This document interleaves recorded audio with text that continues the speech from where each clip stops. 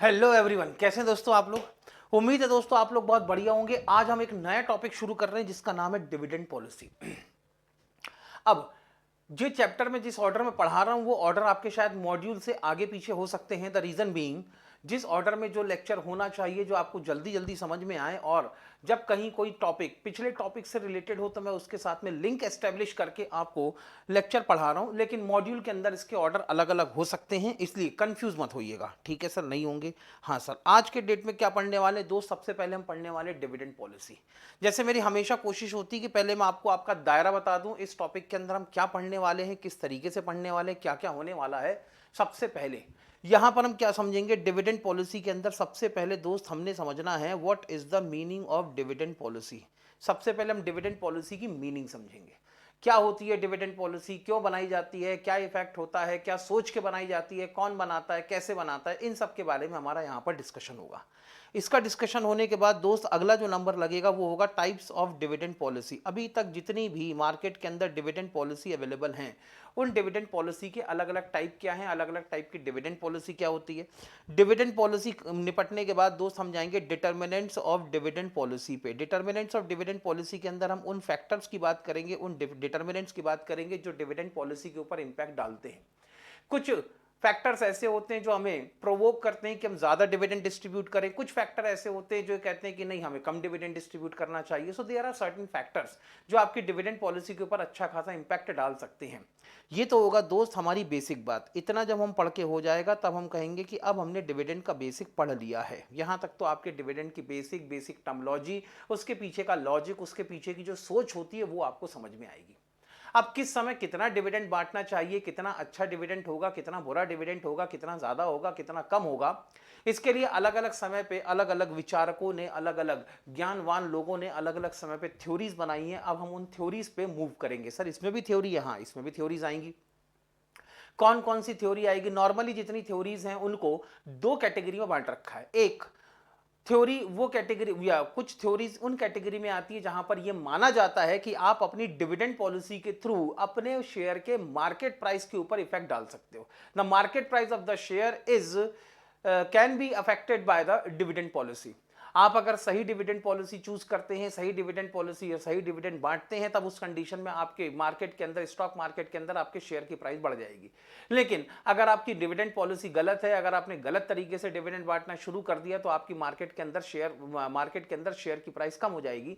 जब इस तरीके की सोच के साथ थ्योरी बनाई गई तो इसको कहने लगे हम लोग रेलेवेंट थ्योरी। रेलेवेंट थ्योरी इसीलिए क्योंकि यहां पर dividend policy is relevant for deciding the market price of the share, इसलिए इन थ्योरीज को कहा जाने लगा रेलेवेंट थ्योरीज। अब रेलेवेंट थ्योरीज के अंदर दो थ्योरी सबसे ज्यादा इंपॉर्टेंट है, एक थी वॉल्टर मॉडल और दूसरा था गॉर्डन मॉडल। बाद में गॉर्डन मॉडल को और रिवाइज करके गॉर्डन मॉडल के अंदर थोड़ा सा ग्रोथ कंसेप्ट भी आ गया, तो इसी को कई बार हम लोग कह देते हैं ग्रोथ थ्योरी। तो दोस्त इसके बाद हम दो अलग अलग थ्योरीज की बात करेंगे यहां पर। पहले जो थ्योरी हमारे डिविडेंड पॉलिसी के बेसिस पर मार्केट प्राइस ऑफ शेयर के ऊपर इंपैक्ट डाल सकती होगी, उसको हम लोग रेलेवेंट थ्योरी कहते हैं। रेलेवेंट थ्योरी के अंदर हम दो थ्योरी पढ़ने वाले हैं, एक है वॉल्टर मॉडल और दूसरा है गॉर्डन मॉडल या डिविडेंड ग्रोथ मॉडल। इसके बाद क्या करेंगे, हाँ कुछ थ्योरीज ऐसी भी हैं जो ये कहती हैं कि भैया आप अपनी डिविडेंड पॉलिसी जो चाहे वो रख लो, आपके शेयर की मार्केट प्राइस के ऊपर इसका कोई इंपैक्ट नहीं पड़ेगा। That means the market price of the share is irrelevant of dividend policy of the company. Company की डिविडेंड पॉलिसी का कंपनी के शेयर के मार्केट प्राइस के ऊपर कोई फर्क नहीं पड़ेगा। ऐसी एक ही थ्योरी है एमएम थ्योरी। हाँ सर, नाम सुना हुआ लग रहा है, बिल्कुल सुना हुआ होगा आपने। पहले भी यह नाम कई बार आपके सामने आ चुका है, मॉडिग्लानी मिलर अप्रोच। ये पढ़ा था आपने कैपिटल स्ट्रक्चर के अंदर। हम कैपिटल स्ट्रक्चर थ्योरीज पढ़ रहे थे, इसके अंदर हमने पढ़ा था कुछ थ्योरीज ऐसी हैं जो कंपनी की नेट इनकम पे बेस्ड होती हैं। यहाँ पे दो थ्योरी थी, एक थी नेट इनकम अप्रोच और दूसरी थी ट्रेडिशनल अप्रोच। और कुछ थ्योरी ऐसी होती है जो कंपनी की ऑपरेटिंग इनकम पे डिपेंड करती है। एक थ्योरी थी नेट ऑपरेटिंग इनकम अप्रोच और दूसरी थी मॉडिग्लानी मिलर अप्रोच। वहां पर भी मॉडिग्लानी मिलर अप्रोच के अंदर, एमएम अप्रोच के अंदर, यह कहा गया था कि आप जो चाहे, जैसा चाहे वैसा कैपिटल स्ट्रक्चर रख लें, आपके कैपिटल स्ट्रक्चर से शेयर के मार्केट प्राइस के ऊपर ऊपर कोई फर्क नहीं पड़ेगा। वैसे ही एमएम थ्योरी ने यहां पर कह दिया कि आप जो चाहें वो अपनी डिविडेंड पॉलिसी बना लें, आपकी डिविडेंड पॉलिसी का शेयर के मार्केट प्राइस के ऊपर कोई इंपैक्ट नहीं पड़ेगा। तो ऐसी जो थ्योरी है वो खुद ही कहती है कि your market price of the share of company will be irrelevant of the dividend policy of the company, therefore this comes under the category of irrelevant theory. तो दोस्त ये है आपकी इररेलेवेंट थ्योरी, जहां पर ये खत्म होगा बस वहीं पर हमारी बात खत्म हो जाएगी। सर अब ये बताओ टॉपिक कितना बड़ा है, क्या ये चैप्टर हमारे कॉस्ट ऑफ कैपिटल जैसे बड़ा लंबा चौड़ा है? नहीं नहीं नहीं, कॉस्ट ऑफ कैपिटल कह रहा हूं मैं, कैपिटल बजटिंग, कैपिटल बजटिंग जैसा लंबा चौड़ा है? नहीं नहीं, कैपिटल बजटिंग भी असल में कोई बहुत लंबा चौड़ा टॉपिक नहीं है। अब उन्होंने 3 अलग अलग चैप्टर को मिला के एक चैप्टर बना दिया इंस्टीट्यूट ने, इसलिए वो बड़ा लगने लगा, अदरवाइज वो बड़ा नहीं है। कैपिटल स्ट्रक्चर के अंदर सबसे पहले टाइम वैल्यू ऑफ मनी पढ़ा, उसके बाद में कैपिटल बजटिंग के अंदर सबसे पहले टाइम वैल्यू ऑफ मनी पढ़ा, फिर कैपिटल बजटिंग पढ़ा, फिर उसके बाद में रिस्क एनालिसिस पढ़ा। अब 3 चैप्टर को मिला के एक चैप्टर बनाओगे तो साइज तो बड़ा हो ही जाएगा, लेकिन अब इतना बड़ा कोई चैप्टर आपको मिलने वाला नहीं है, तो ये चैप्टर कंपैरेटिवली बहुत छोटा है। सर कितने लेक्चर होंगे इसके अंदर? अरे यार तुम लोग ये सवाल क्यों पूछते हो कितने लेक्चर होंगे? सुनो, अगर नंबर ऑफ लेक्चर की बात कर रहे हो तो नंबर ऑफ लेक्चर के अंदर सबसे पहला लेक्चर तो होगा ये, इसके अंदर हम dividend policy, types of dividend and determinants of dividend policy के बारे में डिस्कशन करेंगे। फिर होगा लेक्चर नंबर 2, इसके अंदर क्या करेंगे, इन तीनों पार्ट की पहले हम रिवीजन करेंगे और साथ में इससे रिलेटेड एमसीक्यू सॉल्व करेंगे। ठीक है सर। लेक्चर नंबर 3 के अंदर दोस्त हम वॉल्टर मॉडल और गॉर्डन मॉडल को डिस्कस करेंगे। यहीं पर हम वॉल्टर मॉडल और गॉर्डन मॉडल से थ्योरी से रिलेटेड कुछ प्रैक्टिकल क्वेश्चन भी सॉल्व करेंगे। ठीक है सर, ये हो गया लेक्चर नंबर 3। लेक्चर नंबर 4 के अंदर हम मॉडी-गिलानी मिलर अप्रोच के बारे में बात करेंगे, इस थ्योरी के बाद में बात करेंगे, इस थ्योरी से रिलेटेड जो भी प्रैक्टिकल क्वेश्चन हो सकते हैं लेक्चर नंबर 4 के अंदर डिस्कस करेंगे। फिर एक लेक्चर और बनेगा लेक्चर नंबर 5, इसके अंदर क्या होगा, इसके अंदर आपकी ये जो 2 पार्ट हैं, कौन से, लेक्चर नंबर 3 और लेक्चर नंबर 4 की रिवीजन होगी। यहां पर होगी आपकी रिवीजन किसकी, lecture number 3 plus lecture number 4 और प्लस यहां पर होंगे एमसीक्यू। ऐसे करके कुल मिला के लगभग 5 लेक्चर बनेंगे या 5 लेक्चर आपको यहां पर देखने को मिलेंगे। सर ये हमेशा आप ऐसा क्यों कर रहे हो कि आप रिवीजन और एमसीक्यू का अलग लेक्चर बना रहे हो? दोस्त मैं सिर्फ इसलिए बना रहा हूं ताकि एग्जाम के समय जब कभी रिवीजन करनी हो तो पूरा डिटेल में लेक्चर देखने की जरूरत नहीं है, सिर्फ रिवीजन वाला भी आपने पार्ट देख लिया, रिवीजन वाला ही वीडियो देख लिया, तो कम से कम आपको पूरा चैप्टर ऑटोमेटिकली रिकॉल हो जाएगा। इसीलिए मेरी पूरी कोशिश है कि रिवीजन और एमसीक्यू के लेक्चर अलग बनाए जाएं ताकि आपको रिवीजन करते समय दिक्कत ना हो। ये हमारा स्ट्रक्चर रहेगा इस चैप्टर को पढ़ने का। लेक्चर नंबर 1 के अंदर हम बेसिक पढ़ेंगे, लेक्चर नंबर 2 के अंदर हम रेलेवेंट थ्योरी डिस्कस करेंगे, लेक्चर नंबर 2 के अंदर हम बेसिक्स के रिवीजन और एमसीक्यू की बात करेंगे, लेक्चर नंबर 3 के अंदर रेलेवेंट थ्योरी की बात होगी, लेक्चर नंबर 4 के अंदर इररेलेवेंट थ्योरी की बात होगी, लेक्चर नंबर 5 के अंदर लेक्चर नंबर 3 और 4 के रिवीजन होगी और साथ में हम उसके एमसीक्यू को सॉल्व करेंगे। ऐसे कुल मिला के 5 लेक्चर बनने वाले हैं। सर टोटल टाइम कितना लगेगा? लगभग दोस्त आप मान के चलते हैं कि ये 5 लेक्चर आपके 8 से 9 घंटे के आसपास के हो सकते हैं। ठीक है सर, शुरू करें? यस सर शुरू करो। चलो फिर सर लेक्चर नंबर 1 के अंदर हमने क्या डिस्कस करना है? लेक्चर नंबर 1 के अंदर दोस्त हमने फिलहाल 3 चीजें डिस्कस करनी है। जहां पे 3 चीजें खत्म होंगी वहां पर मेरा लेक्चर नंबर 1 भी खत्म हो जाएगा। सर कौन कौन सा? What is the meaning of dividend policy? What is the meaning of dividend policy? What are the different types of dividend policy and what are the different factors which can affect your dividend policy? Clear इतना? Yes sir, ठीक है, ये होगा हमारा lecture number 1, that will be your lecture number 1। ठीक है sir, आगे चलो। आगे चलने के लिए दोस्त चलो आ जाओ फिर अपने चैप्टर पे। ये है हमारा चैप्टर नंबर 6 लिख रखा है मैंने यहाँ पर, क्योंकि आपके मॉड्यूल के अंदर भी लेक्चर नंबर 6 ही है। आगे चलते हैं। सबसे पहले क्या डिस्कस करना है? Meaning, types of dividend policy and constant, या तो फिर आप इसको फैक्टर्स अफेक्टिंग डिविडेंड पॉलिसी भी कह सकते हैं। सबसे पहले मीनिंग, ये डिविडेंड होता क्या है? कंपनियां जितना प्रॉफिट कमाती हैं, मैं प्रॉफिट जब कमाती कहता हूं तो मैं कहता हूं profit after tax, not the profit before tax. कंपनियां जितना प्रॉफिट कमाती हैं उस प्रॉफिट में से, उस कमाए हुए प्रॉफिट में से वो अपने शेयर होल्डर को कितना डिविडेंड बांटें और कितना रिटेन अर्निंग में ट्रांसफर करें, ये हमेशा जद्दोजहद बनी रहती है। तो कंपनी कहीं ना कोई तो पॉलिसी अडॉप्ट करेगी, वो भी अपना एक प्लान बनाएगी, अपना एक प्रोग्राम बनाएगी कि हमको जब प्रॉफिट होगा तो हम अपने प्रॉफिट में से इतना प्रॉफिट अपने स्टॉक होल्डर या शेयर होल्डर को बांटेंगे और बचा हुआ प्रॉफिट हम कहीं ना कहीं अपने बिजनेस के अंदर री इन्वेस्टमेंट के लिए या लॉन्ग टर्म ग्रोथ के लिए या किसी और पर्पस के लिए बिजनेस के अंदर री इन्वेस्ट करेंगे।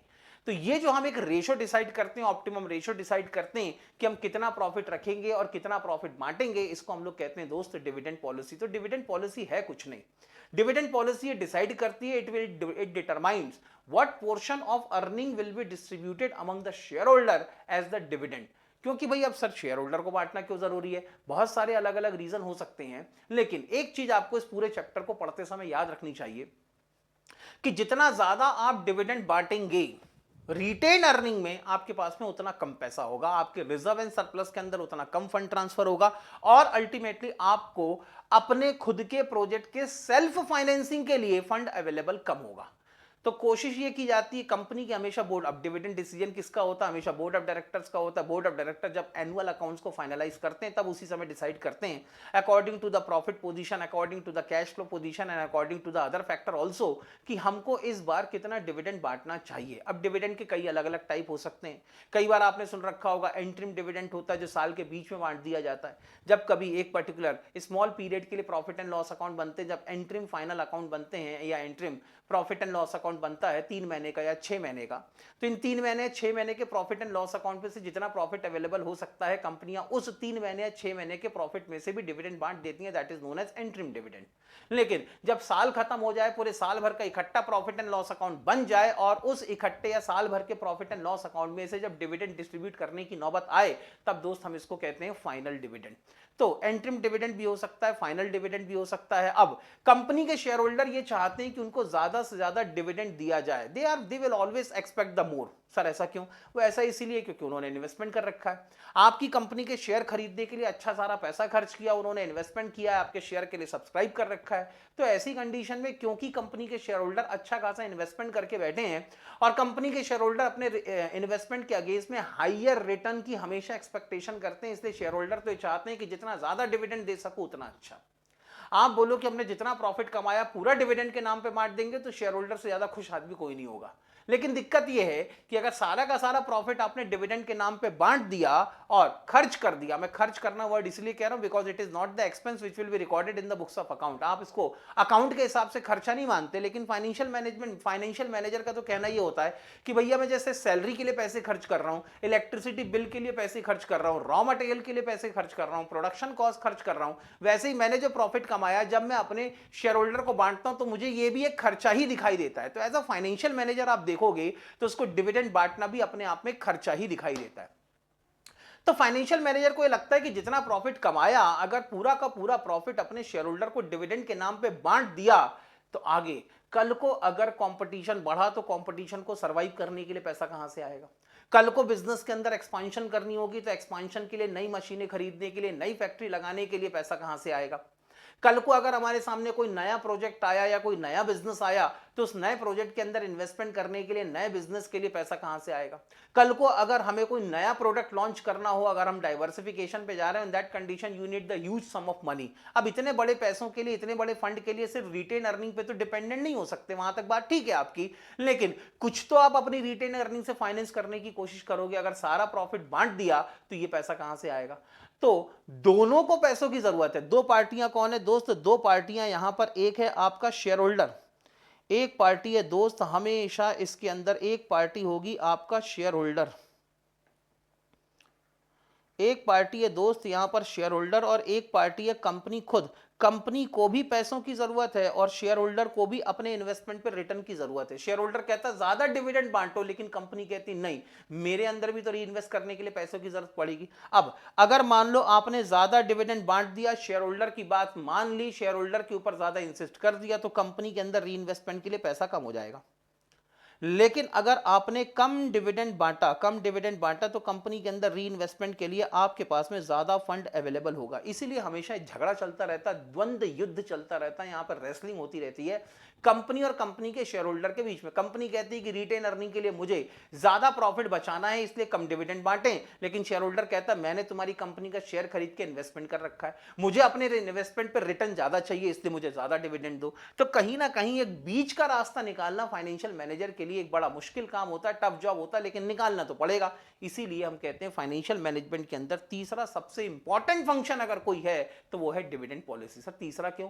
पहला फंक्शन था फाइनेंसिंग डिसीजन, जिसके अंदर आप ये डिसाइड करते थे कि किन अलग अलग सोर्सेस से कितना कितना फंड रेस किया जाए। क्यों? क्योंकि रीजन ये होता था कि हम अपने उस पैसों से रिटर्न को मैक्सिमाइज करना चाहते थे, लेकिन कॉस्ट ऑफ कैपिटल को कम से कम रखना चाहते थे, और हम जरूरत से ज्यादा रिस्क भी नहीं लेना चाहते थे। तो सबसे पहले हम सोर्स ऑफ फाइनेंस चूज करते हैं कि किन सोर्सेस ऑफ फाइनेंस से कितना फंड रेस किया जाए, so that cost of capital या ओवरऑल कॉस्ट ऑफ कैपिटल कम से कम हो, लेकिन हमारा रिस्क भी जरूरत से ज्यादा ना बढ़े। जब हमने फाइनेंसिंग डिसीजन ले लिया, ये डिसाइड कर लिया कि किन सोर्सेज ऑफ फाइनेंस से कितना फंड रेस करना है, तब हम आए किस पे? इन्वेस्टमेंट डिसीजन पे। जो फंड हमने रेस किया है मार्केट से, जो पैसा उठाया, भले ही इक्विटी शेयर इशू करके या प्रेफरेंस शेयर इशू करके या डिवेंचर इशू करके या बैंक से लोन लेके या फाइनेंशियल इंस्टीट्यूशन से लोन लेके, वॉट एवर इट में भी, जहां जहां से हमने फंड का अरेंजमेंट किया है, अब हमारे अंदर डर है कि कहीं ये फंड की मिस यूटिलाइजेशन ना हो जाए। एज अ फाइनेंशियल मैनेजर बात कर रहा हूं मैं, एज एन अकाउंटेंट बात नहीं कर रहा मैं, एज अ शेयर होल्डर या as a board of director बात नहीं कर रहा, एज अ फाइनेंशियल मैनेजर बात कर रहा हूं मैं। तो अब मेरे अंदर ये डर है कि मार्केट से तो पैसा उठा लिया, मार्केट से पैसा उठा लिया, तो इस जो मैंने फंड रेस किया है इसकी कॉस्ट तो मुझे लगी रही है, there is a cost of capital, इसके अंदर रिस्क भी है, और अगर यहां पर फंड की मिस यूटिलाइजेशन हो गई, तब अल्टीमेटली जो मेरी एक्सपेक्टेड रिटर्न है वो एक्सपेक्टेड रिटर्न मुझे मिलेगी नहीं। मैं जितना एक्सपेक्टेड प्रॉफिट अपने प्रोजेक्ट से कमाना चाहता हूं उतना प्रॉफिट कमा नहीं पाऊंगा। तब मैंने कहा इस फंड की प्रॉपर यूटिलाइजेशन होनी चाहिए। प्रॉपर यूटिलाइजेशन के लिए बिल्कुल सही जगह पर यह फंड इन्वेस्ट होना चाहिए, बिल्कुल सही एसेट पे, ये बिल्कुल सही कैपिटल एक्सपेंडिचर पे ही मैं इन पैसों को खर्च करूंगा, ताकि मेरी फंड की यूटिलाइजेशन ना हो। अब आप पैसा सही जगह खर्च कर रहे हो कि गलत जगह खर्च कर रहे हो, ये कहां से पता चलेगा? ये आपने कैपिटल बजटिंग के अंदर सीख लिया। सबसे पहले हमने क्या पढ़ा था? सबसे पहले हमने पढ़ा था कॉस्ट ऑफ कैपिटल, उसके अंदर कॉस्ट निकालनी सीखी, क्योंकि हमको अपने सोर्सेस ऑफ फाइनेंस की overall cost of capital minimum रखनी थी। फिर उसके बाद हमने क्या सीखा? कैपिटल स्ट्रक्चर सीखा। कैपिटल स्ट्रक्चर में अलग अलग सोर्सेज ऑफ फाइनेंस कौन कौन से होते हैं और किन सोर्सेज ऑफ फाइनेंस के साथ में क्या प्लस होता है, क्या माइनस होता है, एक ऑप्टिमम कैपिटल स्ट्रक्चर क्या हो सकता है, इनके बारे में बात कर ली। ये हो गया हमारा फाइनेंसिंग डिसीजन। फिर आए हम इसकी सही यूटिलाइजेशन होना चाहिए, उसके लिए एक टॉपिक पढ़ा, कौन सा था? Capital budgeting. कैपिटल बजटिंग के अंदर हमने कई प्रोजेक्ट को इवेल्युएट करे, अलग अलग मेथड से इवैल्यूएशन किया, पे बैक पीरियड मेथड लगाई, average rate of return method लगाई, नेट प्रेजेंट वैल्यू मेथड लगाई, उसके बाद प्रॉफिटेबिलिटी इंडेक्स वाली मेथड लगाई, इंटरनल रेट ऑफ रिटर्न निकाला। कई अलग अलग मेथड से, टूल्स और टेक्निक से हमने अपने कैपिटल एक्सपेंडिचर के डिसीजंस को इवैल्यूएट किया, ताकि हमारा पैसा कहीं गलत जगह इन्वेस्ट ना हो जाए। That was the basic of your capital budgeting. अब सवाल ये है, पैसा इन्वेस्ट हो गया, सही जगह भी इन्वेस्ट हो गया, जो सही कैपिटल एक्सपेंडिचर था उसी में हमने फंड रेस किया, यानी आधा काम तो हो गया। अब जब वो प्रोजेक्ट चल पड़ा, जब वो बिजनेस चल पड़ा, तब उस कंडीशन में उस बिजनेस ने जो प्रॉफिट कमाया, तो अब एक इंपॉर्टेंट डिसीजन मुझे यहां पर और लेना है कि मैं इस प्रॉफिट में से कितना प्रॉफिट अपने शेयर होल्डर को डिविडेंड के नाम पे बांटूं, ताकि वो भी खुश रहें, और कितना प्रॉफिट में रिटेन अर्निंग में ट्रांसफर करूं, ताकि मुझे इसी बिजनेस या इसी प्रोजेक्ट के अंदर या किसी और प्रोजेक्ट के अंदर जब कभी री इन्वेस्टमेंट करना हो, तो मेरे पास खुद की सेल्फ जनरेटेड, सेल्फ अर्नड भी कैपिटल हो। तो यहां पर रिटेन अर्निंग और डिविडेंड के बीच में धर्म संकट है। अब धर्म संकट है, तो इस धर्म संकट से बीच का रास्ता निकालने का काम फाइनेंशियल मैनेजर का है, और इस बीच के रास्ते को निकालने के लिए जो भी प्रोग्राम या जो भी प्लान बनाया जाएगा, that is all about your dividend policy, और इससे ज्यादा कुछ नहीं है। यानी सिर्फ इस चैप्टर के अंदर आप ये डिसाइड करते हैं कि आपका डीपी रेशो क्या हो। सर डीपी रेशो मतलब डिविडेंड पे आउट रेशो क्या हो? सर ऐसा क्यों? सुनो, अगर डिविडेंड पे आउट रेशो आपका 20% है, इसका मतलब जो प्रॉफिट कमाएंगे आप, उसका 20% कहां पे जाएगा? डिविडेंड बांटने में जाएगा। अब 20% का डिविडेंड बांट दिया, तो इसका मतलब रिटेन्ड अर्निंग में कितना जाएगा? 80%। लेकिन अगर आपका डिविडेंड पे आउट रेशियो 40% होता है, तो डिविडेंड के नाम पे 40% बांटोगे, तो रिटेन अर्निंग में फिर कितना बचेगा? 60%। अगर आपका डिविडेंड पे आउट रेशियो 70% है, तो डिविडेंड के नाम पे 70% प्रॉफिट बढ़ गया, तो फिर रिटेन अर्निंग के नाम पे कितना प्रॉफिट बचा? 30%। तो अलग अलग रेशोज के लिए अलग अलग dividend pay out ratio ultimately आपकी रिटेन अर्निंग के ऊपर इंपैक्ट डालते हैं। जितना ज्यादा डिविडेंड बांटोगे रिटेन अर्निंग के लिए उतना कम पैसा आपके पास में अवेलेबल होगा। That is the basic principle और the fundamental principle behind the dividend policy. ठीक है सर, यहां तक तो बात हमारी समझ में आ गई डिविडेंड पॉलिसी। अब सवाल यह है कि सर झगड़ा किस बात का? झगड़ा इस बात का है कि हमारे शेयर होल्डर कहते हैं कि ज्यादा से ज्यादा डिविडेंड बांटो, यानी कहीं ना कहीं मार्केट की एक नीड है कि जितना ज्यादा हो सके उतना ज्यादा डिविडेंड बांटा जाए। क्यों बांटा जाए? सबसे पहला यहां पर यह है कि आप जितना ज्यादा डिविडेंड बांटते हो शेयर होल्डर को अनसर्टेनिटी उतनी कम लगती है। क्या होता है, अगर आपने प्रॉफिट कमाया, ज्यादा डिविडेंड बांट दिया, तो शेयर होल्डर ने जो इन्वेस्टमेंट किया, फॉर एग्जांपल एक एग्जांपल लेते हैं, एक शेयर होल्डर था, उसने हमारी कंपनी का शेयर मार्केट में जाके खरीदा 125 रुपए में। ठीक, हमारे शेयर का जब मार्केट प्राइस चल रहा था, मार्केट प्राइस था 125 रुपीज, तब हमारे शेयर होल्डर ने हमारी कंपनी का शेयर 125 रुपए में खरीद लिया। तो शेयर होल्डर का इन्वेस्टमेंट कितने का हुआ? शेयर होल्डर ने इन्वेस्टमेंट कर रखी है 125 की। अब अगर आपने इस 125 रुपए के शेयर के बदले में, एक शेयर के बदले में आपने 10 रुपए का डिविडेंड बांट दिया, तो शेयर होल्डर को क्या लगता है, 125 रुपए खर्च करके मैंने इन्वेस्टमेंट किया था, इसमें से 10 रुपए की तो रिकवरी हो ही गई। हालांकि ये सोचना गलत है, लेकिन शेयर होल्डर ऐसा ही सोचता है, आम आदमी ऐसा ही सोचता है। वो कहता है कि मैंने एक शेयर खरीदने में 125 रुपए का इन्वेस्टमेंट किया, 125 की इन्वेस्टमेंट करी है, अब कंपनी ने जब मुझे 10 रुपए का डिविडेंड दे दिया तो 125 में से तो मेरी 10 रुपए की रिकवरी हो गई। तो अल्टीमेटली अब शेयर होल्डर कहता है कि अगर मान लो कल को मेरे पैसे डूबे, स्टॉक मार्केट गिर भी गया, क्रैश भी हो गया, मेरे पैसे अगर डूबे, तो 125 में से 10 रुपए की तो रिकवरी कर ही चुका हूं, तो ज्यादा से ज्यादा लॉस कितने का होगा? 115 का। अब मान लो अगले साल आपने और 15 का डिविडेंड बांट दिया, तो अब शेयर होल्डर कहेगा कि अब ज्यादा से ज्यादा लॉस होगा, तो कितने का होगा? 100 रुपए का। तो जितना ज्यादा आप डिविडेंड बांटते हैं शेयर होल्डर को अनसर्टेनिटी उतनी कम लगने लगती है। क्यों लगने लगती है? क्योंकि शेयर होल्डर को दो चीजों की श्योरिटी मिल जाती है। एक तो जो उसने इन्वेस्टमेंट कर रखा है उसको ऐसा लगता है कि मेरा इन्वेस्टमेंट धीरे धीरे करके रिकवर हो रहा है, और दूसरी बात, जब ज्यादा डिविडेंड बांटा जाता है तो शेयर होल्डर के दिमाग में एक इंप्रेशन क्रिएट हो जाता है कि कंपनी अच्छा प्रॉफिट कमा रही है, क्योंकि जब प्रॉफिट ही नहीं कमाएगी तो डिविडेंड कहां से बांटेगी? तो कंपनी अगर डिविडेंड बांट रही है तो कहीं ना कहीं एक शेयर होल्डर के मन में जो हमेशा डाउट रहता है कि वाकई में कंपनी वाले क्या काम कर रहे हैं, बोर्ड ऑफ डायरेक्टर्स क्या काम कर रहे हैं, क्या पॉलिसी बना रहे हैं, क्या डिसीजन ले रहे हैं, शेयर होल्डर के मन में हमेशा डाउट रहता है, उसको कभी भरोसा नहीं हुआ था बोर्ड ऑफ डायरेक्टर्स पे। तो कहीं ना कहीं ज्यादा डिविडेंड बांट के उसके अंदर ये जो अनसर्टेनिटी वाला एलिमेंट है, जो डाउट वाला एलिमेंट, इसको कहीं ना कहीं से रिकवर किया जा सकता है, शेयर होल्डर का एक भरोसा पैदा किया जा सकता है। उसके बाद यहां पर कहीं ना कहीं हाई डिविडेंड कंपनी की एक साउंड फाइनेंशियल पोजीशन को भी रिप्रेजेंट करता है। भाई सीधी बात है, कोई कंपनी है जो प्रॉफिट ही नहीं कमा रही, लॉस में चल रही है, डिविडेंड ही नहीं बांटेगी, मतलब फाइनेंशियल पोजीशन खराब है। अब कोई कंपनी ऐसी है जो प्रॉफिट तो कमा रही है लेकिन बहुत कम प्रॉफिट कमा रही है, बहुत कम प्रॉफिट कमा रही है, तो डिविडेंड भी कम बांटेगी, इसका मतलब उसकी अर्निंग कैपेसिटी अच्छी नहीं है। अब कोई कंपनी ऐसी जो प्रॉफिट तो बहुत जबरदस्त कमा रही है लेकिन कैश ही नहीं है। क्यों कैश नहीं है? कैश इसलिए नहीं है क्योंकि जो गुड्स बेचा वो उधारी में बेचा, उसका कलेक्शन आया नहीं, लेकिन जो खरीद रहे हैं रॉ मटेरियल और जो खर्चे वो पूरे कैश में कर रही है। तो जो सामान बेच रहे हो उससे कैश आया नहीं, लेकिन खर्चा पूरा कैश में किए चले जा रहे हो, तो साल के आखिरी में देखते हो तो कैश बैलेंस क्या है? कुछ भी नहीं। अब जब तुम्हारे पास कैश बैलेंस है ही नहीं, भले ही तुमने प्रॉफिट करोड़ों का कमा रखा होगा, लेकिन कैश बैलेंस ही तुम्हारे पास में नहीं है, तो डिविडेंड बांटने के लिए कैश कहां से लाओगे? क्योंकि डिविडेंड जब भी बटेगा कैश में बटेगा, एज पर इन कंपनीज एक्ट 2013। तो ऐसी कंडीशन में कहीं ना कहीं एक अच्छा डिविडेंड कंपनी की एक अच्छी फाइनेंशियल साउंडनेस को रिप्रेजेंट करता है, कंपनी की एक एफिशिएंसी को रिप्रेजेंट करता है, कंपनी की एक अच्छी लिक्विडिटी पोजीशन को रिप्रेजेंट करता है। तो जब ये सब चीजें शेयर होल्डर के सामने आती है तो उसका कंपनी के ऊपर भरोसा और बढ़ जाता है। तीसरा सबसे बड़ा रीजन ये होता है कि शेयर होल्डर भी कहीं ना कहीं डिविडेंड से अपने खर्चे प्लान करता रहता है। अपने खर्चे इसलिए प्लान करता रहता है, वो भी सोचता है कि यार इस कंपनी के मैंने 1000 शेयर खरीद रखे हैं, अगर कंपनी ने इस साल भी पिछले साल जैसा 20 रुपए पर शेयर पे डिविडेंड दिया तो 1000 शेयर पे कम से कम 20,000 का डिविडेंड आएगा। इस बार जब 20,000 रुपए का डिविडेंड आएगा ना तो मैं ये खरीदूंगा, मैं वो खरीदूंगा। कहीं ना कहीं उसने भी अपनी खर्चे प्लान कर रखे होते हैं। तो कुछ शेयर होल्डर ऐसे होते हैं जो अपने खर्चों के लिए कहीं ना कहीं डिविडेंड की इनकम पे ही डिपेंडेंट होते हैं। अब फॉर एग्जांपल अगर आपकी कंपनी के शेयर होल्डर में सबसे ज्यादा शेयर होल्डर ऐसे लोग हैं जो 60s को क्रॉस कर चुके हैं, ठीक है, अब 60s को जो लोग क्रॉस कर चुके हैं ऑलरेडी वो रिटायर हो चुके हैं, उनके पास में कोई और सोर्स ऑफ इनकम नहीं है, तो वो अपने रोज के खर्चों के लिए किस पे डिपेंड करते हैं? कंपनी के डिविडेंड पे। कंपनी डिविडेंड देगी तो अब इन्होंने किया भी क्या है? इन्होंने किया ये कि जिंदगी भर नौकरी करी, नौकरी करने के बाद जब रिटायर हुए तो जो प्रोविडेंट फंड का पैसा मिला, जो ग्रेचुइटी का पैसा मिला, जो लीव एनकेशमेंट का पैसा मिला, उससे उन्होंने कंपनियों के शेयर खरीद डाले। अब इन्होंने कई कंपनियों के शेयर खरीद डाले, अब शेयर खरीदने के बाद अब ये किस पे डिपेंडेंट है? उन शेयर के इन्वेस्टमेंट से जो डिविडेंड की इनकम आएगी उससे इन्हें अपना घर चलाएंगे।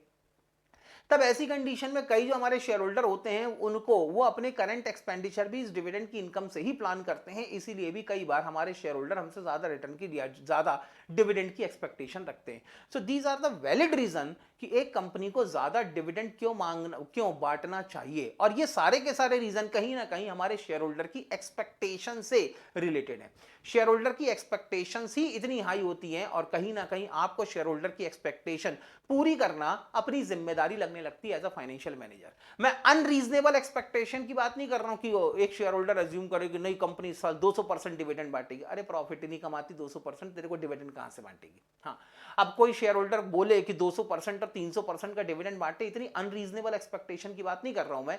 लेकिन अगर शेयर होल्डर की एक्सपेक्टेशन ये होती है कि मेरे इन्वेस्टमेंट पे कम से कम 10%, 15%, 20% की रिटर्न की इनकम तो आए, तो कुछ गलत एक्सपेक्ट नहीं कर रहा वो। तो इसीलिए कहीं ना कहीं क्यों ज्यादा डिविडेंड बांटना चाहिए, इसका अगर कभी भी रीजन ढूंढना है तो अपने आप को शेयर होल्डर की जगह पे खड़ा कर लो। क्यों तुम ज्यादा डिविडेंड चाहते हो, तुम अपने आजू बाजू में रीजन ढूंढो, तुमको अपने आप रीजन मिल जाएंगे कि क्यों कंपनी को ज्यादा डिविडेंड बांटना चाहिए। अब कंपनियों को कम डिविडेंड क्यों बांटना चाहिए, कंपनियों को कम डिविडेंड बांटना है तो अपने आप को एक ज्वाइंट स्टॉक कंपनी के जगह पे खड़े करके देखो। क्योंकि कम डिविडेंड बांटने से रिटेन अर्निंग ज्यादा अवेलेबल होगी, और रिटेन अर्निंग अल्टीमेटली कौन यूज करने वाला है, रिटेन अर्निंग अल्टीमेटली कंपनी खुद यूज करने वाली है। तो कई अलग अलग रीजन हो सकते हैं कम डिविडेंड बांटने के। इसके अंदर सबसे पहला रीजन होता है फॉर्म्स कॉन्ट्रेक्चुअल कमिटमेंट। सर ये क्या होता है फॉर्म्स कॉन्ट्रेक्चुअल कमिटमेंट? दोस्त, फॉर्म्स कॉन्ट्रेक्चुअल कमिटमेंट या ऑब्लिगेशन का मतलब ये होता है कि आपने हो सकता है किसी के साथ कोई कॉन्ट्रैक्ट कर रखा हो सकता है बैंकों से आपने लोन ले रखा हो और बैंक वालों ने आपके ऊपर रेस्ट्रिक्शन लगाई हो कि जब तक हमारा लोन पूरी तरह से पे नहीं हो जाता तब तक आप अपने प्रॉफिट के 10% से ज्यादा का डिविडेंड नहीं बांटोगे। तब क्या करोगे? अब तो बैंकों ने रेस्ट्रिक्शन लगाई है और आपने उनकी टर्म्स एंड कंडीशन पे हाँ बोल के लोन लिया है। अब जब ये रेस्ट्रिक्शन लगी हुई है तो आप ज्यादा डिविडेंड कैसे बांट सकते हो? तब तो आपकी मजबूरी कि आपको कम ही डिविडेंड बांटना पड़ेगा। कई बार लीगल कंस्ट्रेंट आ जाते हैं, लीगल लिमिटेशंस आ जाती हैं। लीगल लिमिटेशन, अब कंपनीज एक्ट ने भी कह दिया कि अगर आपके पास में सफिशिएंट प्रॉफिट नहीं होगा, या कंपनी एक्ट ने कह दिया कि आप अपने सिर्फ रेवेन्यू प्रॉफिट में से ही डिविडेंड बांट सकते हैं। उसमें से भी उन्होंने कह दिया कि रेवेन्यू प्रॉफिट में से भी डिविडेंड तभी बांटोगे जब आपने इस प्रॉफिट को निकालने के लिए डेप्रिसिएशन प्रॉपरली चार्ज किया होगा। अब आपने जब डेप्रिसिएशन चार्ज किया, गवर्नमेंट को टैक्स पे किया, तो सफिशिएंट प्रॉफिट बचा ही नहीं आपके पास। अब प्रॉफिट ही नहीं बचा तो कहां से डिविडेंड बटेगा?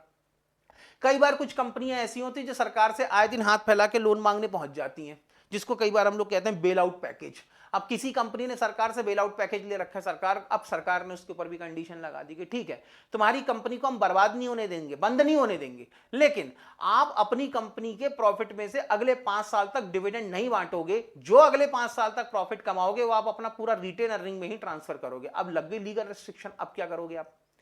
अब हो सकता है कि किसी के अगेंस्ट में कोई इनकम टैक्स की प्रोसीडिंग चल रही हो और यहाँ पे कानून में लिख दिया हो या जज साहब ने कह दिया हो कि जब तक ये इनकम टैक्स की प्रोसीडिंग खत्म नहीं हो जाती है, कॉर्पोरेट टैक्स की प्रोसीडिंग खत्म नहीं हो जाती, तब तक आप डिविडेंड नहीं बांट सकते। हालांकि ऐसा कम ही होता है, लेकिन कई तरीके की लीगल कंसिडरेशन या भी हो सकती है।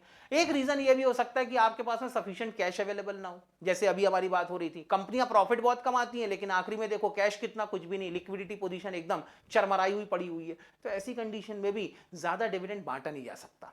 दूसरा इसका सबसे बड़ा रीजन होता है लिक्विडिटी। लिक्विडिटी कह लो, लिक्विडिटी इसलिए कह लो क्योंकि अगर आप अपनी लिक्विडिटी पोजीशन अगर अच्छी नहीं है तब तो डिविडेंड बटेगा, इसका सवाल ही नहीं उठता।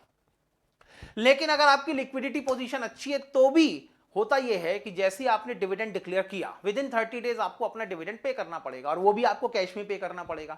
तो हो सकता है जब इतना हैवी डिविडेंड कैश में पे करना पड़े तो अभी तो लिक्विडिटी पोजीशन अच्छी है लेकिन डिविडेंड पे करने के बाद आपकी लिक्विडिटी की पोजीशन खराब हो जाए, ऐसा भी तो हो सकता है। तो आप अपनी लिक्विडिटी पोजीशन को प्रिजर्व करने के लिए, बचाए रखने के लिए, उसको प्रोटेक्ट या गार्ड करने के लिए भी कम डिविडेंड बांटोगे।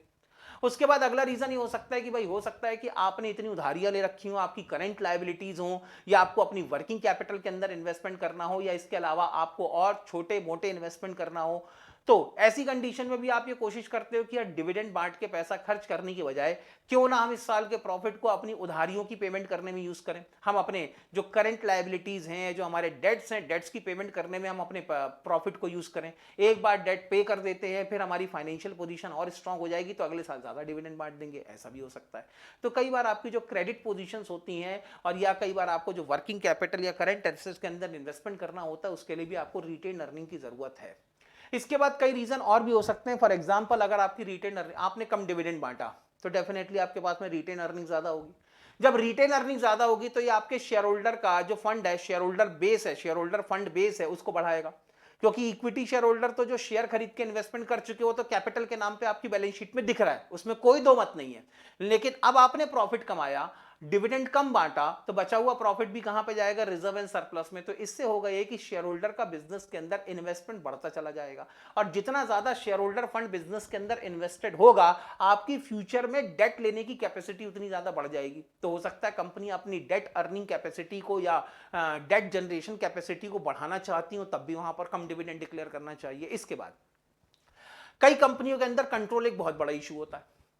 सर कंट्रोल अब कहां से बीच में आ गया? सुनो, आपके सामने एक नया प्रोजेक्ट आया, नए प्रोजेक्ट को फाइनेंस करने के लिए क्या करोगे? सर बैंक से लोन लेंगे, ऑलरेडी बहुत लोन ले चुके हो, बैंक वाले नहीं देंगे, तो डिवेंचर इशू कर देंगे। डिवेंचर होल्डर ये बेवकूफ नहीं है, जब डिवेंचर होल्डर आपकी कंपनी के डिवेंचर के लिए सब्सक्राइब करने जाएगा तो पहले वो भी आपकी कंपनी की बैलेंस शीट देखेगा। आपकी कंपनी की बैलेंस शीट में जब इतने ज्यादा लोन होंगे ना, तो डिवेंचर होल्डर खुद ही आपको डिवेंचर को सब्सक्राइब करने से मना कर देगा। ठीक है, डिबेंचर तो नहीं कर, सब प्रेफरेंस शेयर इशू करेंगे। अब प्रेफरेंस शेयर तुम इशू तो कर दोगे, लेकिन इंडिया में प्रेफरेंस शेयर चलते नहीं, इंडिया के अंदर बहुत ज्यादा फैशनेबल नहीं है। सर इक्विटी शेयर इशू करेंगे। अच्छा, इक्विटी शेयर इशू कर दिया, ठीक है, आपने इक्विटी शेयर के थ्रू फंड रेज कर लिया, ठीक है, नए इक्विटी शेयर भी आ गए। यस सर, नए इक्विटी शेयर आ गए। अब ऐसा नहीं लगता पुराने इक्विटी शेयर होल्डर को अपने वोटिंग राइट्स नए इक्विटी शेयर होल्डर के साथ में सेक्रीफाइस करने पड़ेंगे, कंट्रोल यहां पर डाइल्यूट होगा। लेकिन अगर पुराने इक्विटी शेयर होल्डर अपने कंट्रोल को डाइल्यूट नहीं करना चाहते, तब तो तुम इक्विटी शेयर भी इशू नहीं कर सकते। अब तुम्हारे पास कोई ऑप्शन नहीं बचा मार्केट से पैसा उठाने का, तो अब क्या करोगे? Retain earning. ऐसे टाइम पे आपकी रिटेन अर्निंग ही आपकी मदद कर सकती है। तो इसीलिए अगर आप कंट्रोल को भी डाइल्यूट नहीं करना चाहते, तब ऐसी कंडीशन है, बेटर ऑप्शन है कि आप अपने खुद के प्रोजेक्ट को अपनी सेल्फ अर्निंग से फाइनेंस करने की कोशिश करो। फिर कुछ दूसरे फैक्टर भी होते हैं, जैसे इन्वेस्टमेंट अपॉर्चुनिटी। कब कौन सी इन्वेस्टमेंट अपॉर्चुनिटी तुम्हारे पास आ जाएगी, कैसे कह सकते हो? अब इमीडिएटली अगर आपके सामने कोई इन्वेस्टमेंट अपॉर्चुनिटी आई तो इमीडिएटली मार्केट से जाके फंड तो रेज नहीं करोगे ना। एट अ टाइम तो आप यही कर सकते हो कि जो आपके पास में रिटेन अर्निंग है, जो आपके पास में खुद का कमाया हुआ पैसा है, उसी को इन्वेस्ट करके आप यहां पे फंड रेज कर सकते हो। उसके बाद एक बड़ी जरूरत जो होती है, जो कम डिविडेंड बांटने पे कंपनियों को मजबूर करती है, वो है एक्सपांशन।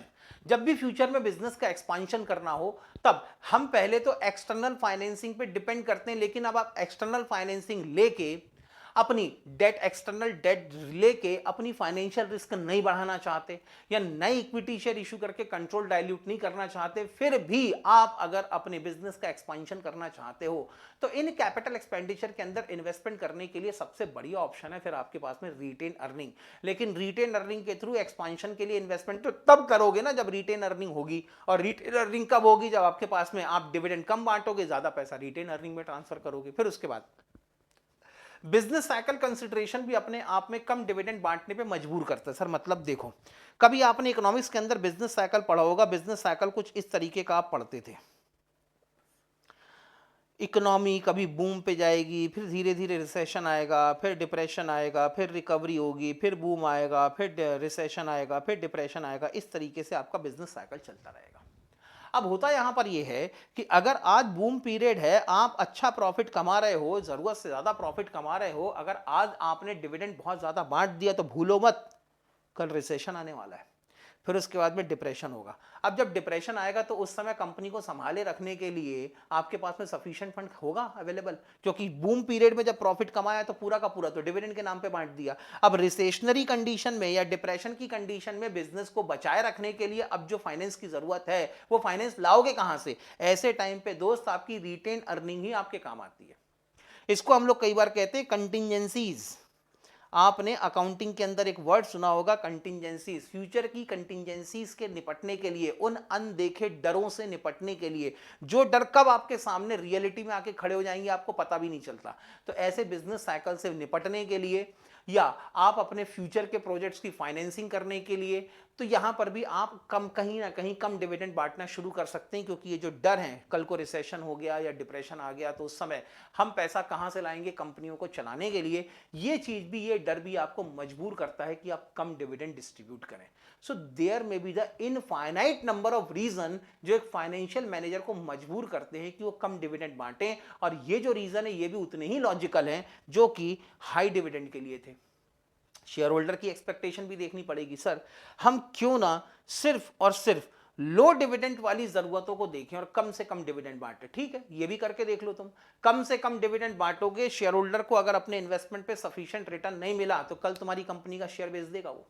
और जैसी कंपनी के शेयर होल्डर ने डिसाइड करना शुरू कर दिया कि आपकी कंपनी का शेयर बेचेंगे, तो होगा क्या, इकोनॉमिक्स होगी यहां पर। सर कौन सी इकोनॉमिक्स होगी, ये लो, ये है आपकी कंपनी के शेयर का डिमांड कर्व, ये है शेयर का supply curve, that is the demand curve, that is the supply curve, ये है आपका इक्विलिब्रियम और ये है आपके शेयर का मार्केट प्राइस। ठीक, अब कंपनी के शेयर होल्डर को आपने उनकी एक्सपेक्टेशन पूरी नहीं करी, कंपनी का शेयर होल्डर चिढ़ गया आपसे, गुस्सा हो गया, नाराज हो गया, तो क्या करेगा, शेयर बेचना शुरू कर देगा। और जैसे ही वो शेयर बेचना शुरू करेगा आपके शेयर की सप्लाई को बढ़ा देगा।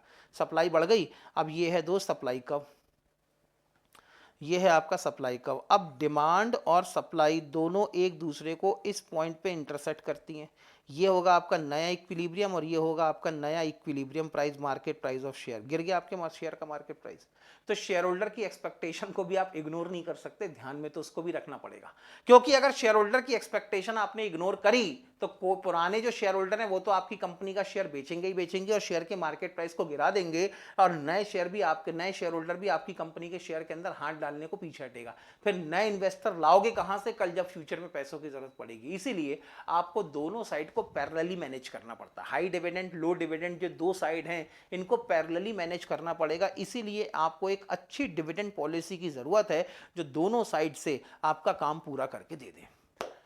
अब अगला जो टॉपिक आता है वो होता है टाइप्स ऑफ डिविडेंड। कितने अलग अलग टाइप के डिविडेंड बांटे जाते हैं। इसमें से पहला जो टाइप है, इससे आप डेली बेसिस पर, क्योंकि आप कंपनी सेक्रेटरी के स्टूडेंट हैं, तो आप डेली बेसिस पर लगभग इस टाइप के डिविडेंड से रूबरू होते रहते हैं, जिसको हम लोग कहते हैं कैश डिविडेंड। आपने पढ़ भी रखा होगा कि कंपनियों के जो बोर्ड ऑफ डायरेक्टर्स होते हैं वो डिविडेंड प्रपोज करते हैं, और जब ये एनुअल जनरल मीटिंग के अंदर, फाइनल डिविडेंड की बात कर रहा हूं मैं, फाइनल इक्विटी डिविडेंड की बात कर रहा हूं मैं, जब एनुअल जनरल मीटिंग के अंदर जब ये फाइनल इक्विटी डिविडेंड एक्सेप्ट कर लिया जाएगा, शेयर होल्डर इसके लिए हाँ बोल देंगे, तब ये कंपनी के लिए लायबिलिटी बन जाएगी। And with in 30 days from the acceptance of dividend कंपनियों को ये डिविडेंड कैश में ही पे करना पड़ेगा।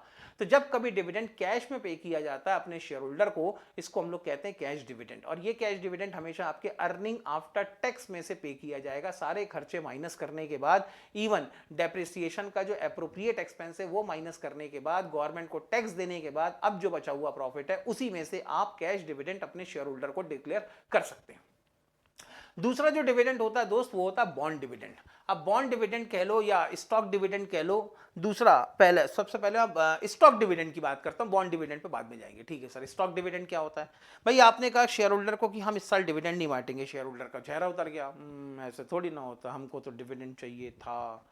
हमने कहा देखो यार, कैश की पोजीशन खराब है, लिक्विडिटी पोजीशन खराब है, फिलहाल लिक्विडिटी पोजीशन अच्छी नहीं है, इसलिए इस साल डिविडेंड नहीं बांटा जा सकता। लेकिन शेयर होल्डर का चेहरा उदास हो गया बेचारे का, वो तो डिविडेंड की एक्सपेक्टेशन कर रहा था। तो हमने कहा एक काम करते हैं, आपको ना बोनस शेयर इशू कर देते हैं। सर ये क्या हो गया? आपने देखो सबसे पहले क्या किया, आपने कमाया प्रॉफिट, इसका नाम था अर्निंग आफ्टर टैक्स। ठीक, अर्निंग आफ्टर टैक्स में आपके पास में दो ऑप्शन थे, या तो आप इसी में से डिविडेंड बांटते और कुछ पैसा आप रिटेन अर्निंग में ट्रांसफर करते। आपने शेयर होल्डर को कह दिया कि यार इस साल हम डिविडेंड नहीं बांटेंगे, तो पूरा का पूरा प्रॉफिट कहां चला गया? रिटेन अर्निंग में। रिटेन अर्निंग को आपने किया कैपिटलाइज। कैपिटलाइज करने का मतलब आपने अपनी रिटेन अर्निंग को कैपिटल में कन्वर्ट कर दिया। जब ये कैपिटल में कन्वर्ट हो गई, कैपिटलाइज हो गई, तो इससे आपने नंबर ऑफ इक्विटी शेयर बनाए, और ये जो नंबर ऑफ इक्विटी शेयर हैं, अब ये नंबर ऑफ इक्विटी शेयर आपने अपने शेयर होल्डर को फ्री में दे दिए। इसको हम लोग कई बार कहते हैं बोनस शेयर। अब जब आप बोनस शेयर देते हैं तो भी तो आप अपने शेयर होल्डर को कहीं ना कहीं बेनिफिट तो दे ही रहे हैं, लेकिन कैश में थोड़े ना दे रहे हैं। आप तो कंपनी का शेयर दे के उनको बेनिफिट दे रहे हैं। अब डायरेक्टली आपने कैश में तो डिविडेंड पे नहीं किया, लेकिन शेयर होल्डर को कुछ एक्स्ट्रा बोनस शेयर मिल गए। अब शेयर होल्डर को अगर अपना डिविडेंड कैश में ही चाहिए तो मार्केट में जाए, जो बोनस शेयर है उसको जाके बेच दे। जब बोनस शेयर को बेचेगा तो ऑटोमेटिकली वो बोनस शेयर उसके पास में कैश में कन्वर्ट हो जाएंगे। तो एक इनडायरेक्ट तरीका होता है कैश में डिविडेंड नहीं बांटने का। कंपनियां बहुत ज्यादा इस तरीके को यूज करती हैं। अक्सर क्यों करती हैं?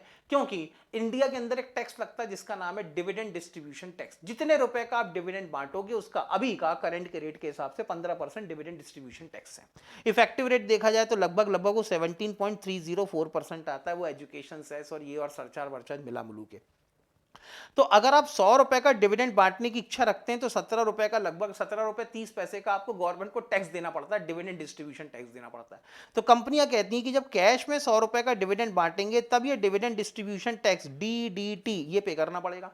एक काम करते हैं, कैश में डिविडेंड बांटते ही नहीं तो सरकार को ये वाला टैक्स नहीं देना पड़ेगा। अब जब कैश में डिविडेंड नहीं बांटोगे तो आपने कंपनी के शेयर होल्डर को फ्री में बोनस शेयर इशू कर दिए। जो अपने डिविडेंड को कैश में कन्वर्ट करना चाहता है वो बोनस शेयर को मार्केट में जाए, बेच दे, किस्सा खत्म करे, कैश में कन्वर्ट कर ले। तो जब कभी इस तरीके से हम कंपनी के शेयर इशू करके, फ्री में शेयर इशू करके जब कभी शेयर होल्डर को हम एडवांटेज देते हैं instead of paying cash dividend, तो इसको हम लोग कहते हैं स्टॉक डिविडेंड।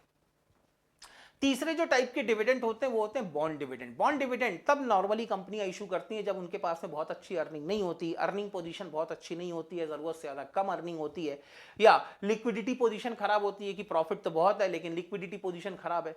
तो अभी तो हम डिविडेंड नहीं दे पाएंगे, फिर शेयर होल्डर कहेगा कि यार इस साल तुम डिविडेंड नहीं दे रहे हो, फिर अगले साल भी यही बोलोगे कि हमारी लिक्विडिटी पोजीशन खराब है, तो फिर अगले साल डिविडेंड पे नहीं करोगे।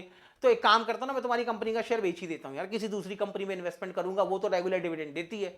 अरे यार अब ये तो कहानी गड़बड़ हो रही है। मैंने कहा शेयर होल्डर सुनो, हम अगले साल आपको पक्का डिविडेंड बांटेंगे। उन्होंने कहा क्या गारंटी है कि अगले साल बांटोगे? जैसे आप आज मुझे दुनिया भर की कहानी सुना रहे हो, नेक्स्ट ईयर भी यही कहानी सुनाओगे? हमने कहा नहीं, देखो गारंटी है। हम आपको एक काम करते हैं, आपका डिविडेंड कितना बनता है? आपका डिविडेंड बनता है 5,000 रुपए का, तो आपको 5,000 रुपए के ना डिबेंचर इशू कर देते हैं। नेक्स्ट ईयर जब प्रॉफिट कमाएंगे अच्छा खासा, तो आप ये डिबेंचर अगले साल के लिए इंटरेस्ट तो इन डिबेंचर पे ले ही लेना आप, और ये 5,000 रुपए के डिबेंचर भी आप हमसे रिडीम करवा लेना।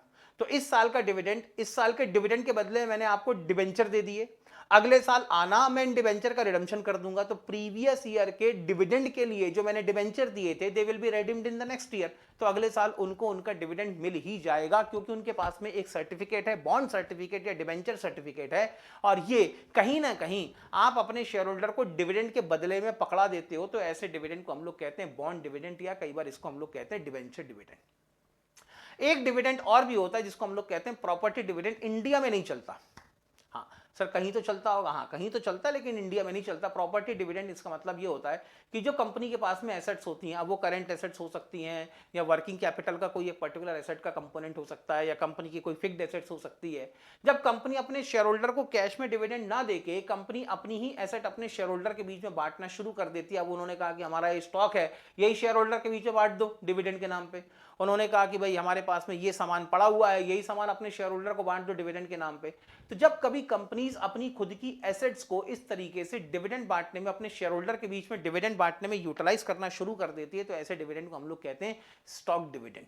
तो these are the different type of dividend. Cash dividend हो सकता है, स्टॉक सॉरी प्रॉपर्टी डिविडेंड, आखिरी वाला था प्रॉपर्टी डिविडेंड। कैश में बांटोगे कैश डिविडेंड, अगर कैश में डिविडेंड ना बांट के आप कंपनी के शेयर होल्डर को कंपनी के शेयर फ्री में देना शुरू कर दोगे, बोनस शेयर देना इशू करोगे, तो इशू करना शुरू कर दोगे, तो उसको कहते हैं हम लोग स्टॉक डिविडेंड। इसके बाद अगर मान लो आप, क्योंकि due to fluctuation of earning या इनसफिशिएंसी ऑफ अर्निंग और insufficient liquidity in the current year, अगर आप कंपनी के शेयर होल्डर को डिबेंचर सर्टिफिकेट देना शुरू करो इंस्टीड ऑफ डिबेंचर, और कहो कि अगले साल या 2 साल या 3 साल बाद जब लिक्विडिटी पोजीशन अच्छी होगी तब आपके डिबेंचर की रिडम्पशन कर देंगे। तो जब कैश में डिविडेंड देने की बजाय, शेयर में डिविडेंड देने की बजाय, डिविडेंड के बदले में जब डिबेंचर देना शुरू कर देते, तो इसको कहते हैं हम लोग बॉन्ड डिविडेंड। और जब कभी कंपनियां अपनी एसेट्स को ही अपने शेयर होल्डर के बीच में डिविडेंड के नाम पे बांटना शुरू कर दें, तो ऐसे डिविडेंड को हम लोग कहते हैं प्रॉपर्टी डिविडेंड। लेकिन प्रॉपर्टी डिविडेंड में एक बात याद रखना, इंडिया के अंदर प्रॉपर्टी डिविडेंड नहीं चलता। So these are the different types of dividend which can be generally distributed by the company. Different determinants or the factors which can affect the dividend policy. ठीक, या अलग अलग टाइप की dividend, अच्छा पहले dividend policy पढ़ लेते हैं, फिर उसके बाद हम जाएंगे फैक्टर्स अफेक्टिंग डिविडेंड पॉलिसी पे, या डिटर्मिनेंट्स ऑफ डिविडेंड पॉलिसी। ठीक है सर, सबसे पहले बात आती है टाइप्स ऑफ डिविडेंड पॉलिसी। कितने अलग अलग तरीके की डिविडेंड पॉलिसी हो सकती है सर? इसके अंदर सबसे पहले एक डिविडेंड पॉलिसी होती है जो बड़ी कॉमन है, जो बड़ी फैशनेबल है, और अक्सर हर फाइनेंशियल मैनेजर इसी बिजनेस पॉलिसी या इसी डिविडेंड पॉलिसी को फॉलो करने की कोशिश करता है। उसको कहते हैं हम लोग regular dividend policy. Regular dividend policy के अंदर हमने एक पर्टिकुलर रेट बना दिया 20%। हमने डिसाइड कर दिया dividend pay out ratio will be equal to 20% हर साल। अब कभी ये 21% हो जाएगा, कभी ये 22% हो जाएगा, कभी ये 19.5% हो जाएगा, लेकिन लगभग लगभग किसके आसपास घूमेगा? 20% के आसपास घूमेगा। अब मैं लगभग लगभग इसलिए कह रहा हूं क्योंकि कंफर्म नहीं है कि हर साल मैं 20% अपना प्रॉफिट का डिविडेंड बांटूंगा, या तो फिर ऐसा डिविडेंड पे आउट रेशियो ऐसे डिसाइड ना करके, कई बार वो डिसाइड कर लेते हैं कि हर एक शेयर जैसे 10 रुपए का है तो कंपनी अपने हर एक शेयर की फेस वैल्यू के बदले में इतना डिविडेंड बांटेगी, ठीक है, यानी अर्निंग पर शेयर, ऐसा भी हो सकता है। तो ऐसी कंडीशन में यहां पर एक रेगुलर रेट फिक्स कर लिया जाता है, यूजुअल रेट फिक्स कर लिया जाता है, और ये जो रेट होता है कंपनी हर साल उसी रेट ऑफ डिविडेंड के हिसाब से अपने शेयर होल्डर को डिविडेंड बांटती रहती है। तो क्योंकि एक शेयर होल्डर को रेगुलर बेसिस पर एक यूजुअल रेट से या यूजुअल परसेंटेज से डिविडेंड मिलता रहता है, तो ऐसी डिविडेंड पॉलिसी को हम लोग कहते हैं regular dividend policy. Regular dividend policy सबसे अच्छी मानी जाती है क्योंकि इसके अपने कुछ एडवांटेजेस है। सबसे पहला एडवांटेज यहां पर यह है कि जब कंपनियां रेगुलर डिविडेंड बांटती है तब शेयर होल्डर की कॉन्फिडेंस बढ़ जाती है कि भाई उसकी कंपनी तो उसको रेगुलरली डिविडेंड दे रही है। पिछले 15 साल से मैंने इस कंपनी के, वो भी अपने लोगों को, अपने आसपास के लोगों को कहानी सुनाता बिठाल के, मैंने इस कंपनी का शेयर इतने रुपए का खरीदा था, 30 रुपए का मैंने इस कंपनी का शेयर खरीदा था आज से 15 साल पहले। 15 साल से कंपनी मुझे हर साल 10 रुपए का डिविडेंड बांट रही है, तो 15 साल में 150 रुपए का तो मुझे डिविडेंड ही आ गया, 150 का तो मैं डिविडेंड कमा चुका हूं, जबकि शेयर मैंने 30 रुपीज का खरीदा था और आज की रेट में मार्केट में वो शेयर 500 रुपए का चल रहा है। लोग अपनी पीठ थपथपाते हुए ऐसी कहानियां सुनाते हैं। तो कहीं ना कहीं जब रेगुलर डिविडेंड बांटा जाता है तो ये कंपनी के शेयर होल्डर के कॉन्फिडेंस को बिल्डअप करता है। तो जब आप चाहते हैं कि आपका शेयर होल्डर कंपनी पे पूरा भरोसा रखे, कंपनी के साथ में बना रहे, कंपनी के इन्वेस्टमेंट को डाइवेस्टमेंट में कन्वर्ट ना करे या कंपनी के शेयर बेच के हमारे से बाहर ना जाए, तो ऐसी कंडीशन में रेगुलर डिविडेंड पॉलिसी बहुत अच्छी होती है। दूसरा यहां पर यह है कि जो कंपनियां रेगुलर डिविडेंड बांटती हैं उन कंपनियों के मार्केट शेयर के अंदर या मार्केट प्राइस के अंदर, शेयर के मार्केट प्राइस के अंदर बहुत ज्यादा फ्लक्चुएशन नहीं होती। उन कंपनियों के शेयर के मार्केट प्राइस कंसिस्टेंट बेसिस पे थोड़ा थोड़ा करके इंक्रीज होते चले जाते हैं। द रीजन बीइंग, कोई कंपनी अगर रेगुलर डिविडेंड बांट रही है इसका मतलब रेगुलर प्रॉफिट भी तो कमा रही है। अब वो रेगुलर प्रॉफिट कमा रही है इसका मतलब उस कंपनी के अंदर एफिशिएंसी भी अच्छी है, उस कंपनी के अंदर स्टेबिलिटी है। तो ऐसी कंपनी में इन्वेस्टमेंट कौन नहीं करना चाहेगा? Everybody will be interested in making the investment in such a good company. तो ऐसी कंडीशन में जो कंपनियां रेगुलर डिविडेंड बांटती हैं उनके भी मार्केट प्राइस कंटिन्यूअसली थोड़ा थोड़ा करके इंक्रीज होते चले जाते हैं। हाँ, कभी टेम्परेरी डाउनफॉल आया तो ठीक है, लेकिन फिर ये रिकवर भी हो जाते हैं। तीसरा इसका एडवांटेज यहां पर ये है कि यह कहीं ना कहीं आपकी ये गुडविल की थोड़ी थोड़ी करके वैल्यू बढ़ाती जाती है। जैसे होता ना, कभी हम खाते हैं ये पनीर टिक्का। अब पनीर टिक्का कर बनाते समय क्या करते हैं लोग, पनीर के क्यूब लेते हैं, पनीर के क्यूब के ऊपर ही वो दही और दुनिया भर का कर्ड और दुनिया भर का मसाला वगैरह लगा के उसको पहले 1-2 घंटे फ्रिज में रखते हैं मैरिनेट करने के लिए। मैरिनेट करने से क्या होता है, उसका टेस्ट बढ़ जाता है, उसकी वैल्यू बढ़ जाती है। तो बस आपके पास में गुडविल है, आप अपनी गुडविल की वैल्यू बढ़ाना चाहते हो, you are also trying to marinate the value of goodwill, तो उसके लिए रेगुलर डिविडेंड एक बहुत अच्छा हो सकता है। थोड़ा थोड़ा करके गुडविल की वैल्यू को इंक्रीज करता चला जाता है, क्योंकि जब मार्केट रेपुटेशन आपकी बहुत अच्छी होती है, आपके इन्वेस्टर का आपके ऊपर कॉन्फिडेंस बहुत तगड़ा होता है, कंपनी के शेयर का मार्केट प्राइस कंटिन्यूअसली इंक्रीज होता रहता है, तो साइड बाय साइड ये कंपनी की गुडविल की वैल्यू को ही बढ़ाता चला जाता है। और सबसे बड़ा एडवांटेज तो रेगुलर इनकम का उन शेयर होल्डर के लिए होता है जिनके पास में और कोई ज्यादा सोर्स ऑफ इनकम है नहीं। फॉर एग्जांपल, अभी हम बात कर रहे थे कि कोई 60s को पार कर चुका है, ठीक है, अब 60s को पार कर चुका है और सीनियर सिटीजन हो चुका है, तो अब कोई नौकरी तो है नहीं, जो थोड़ी बहुत पेंशन उसको मिल रही है उससे उसका घर चल रहा है।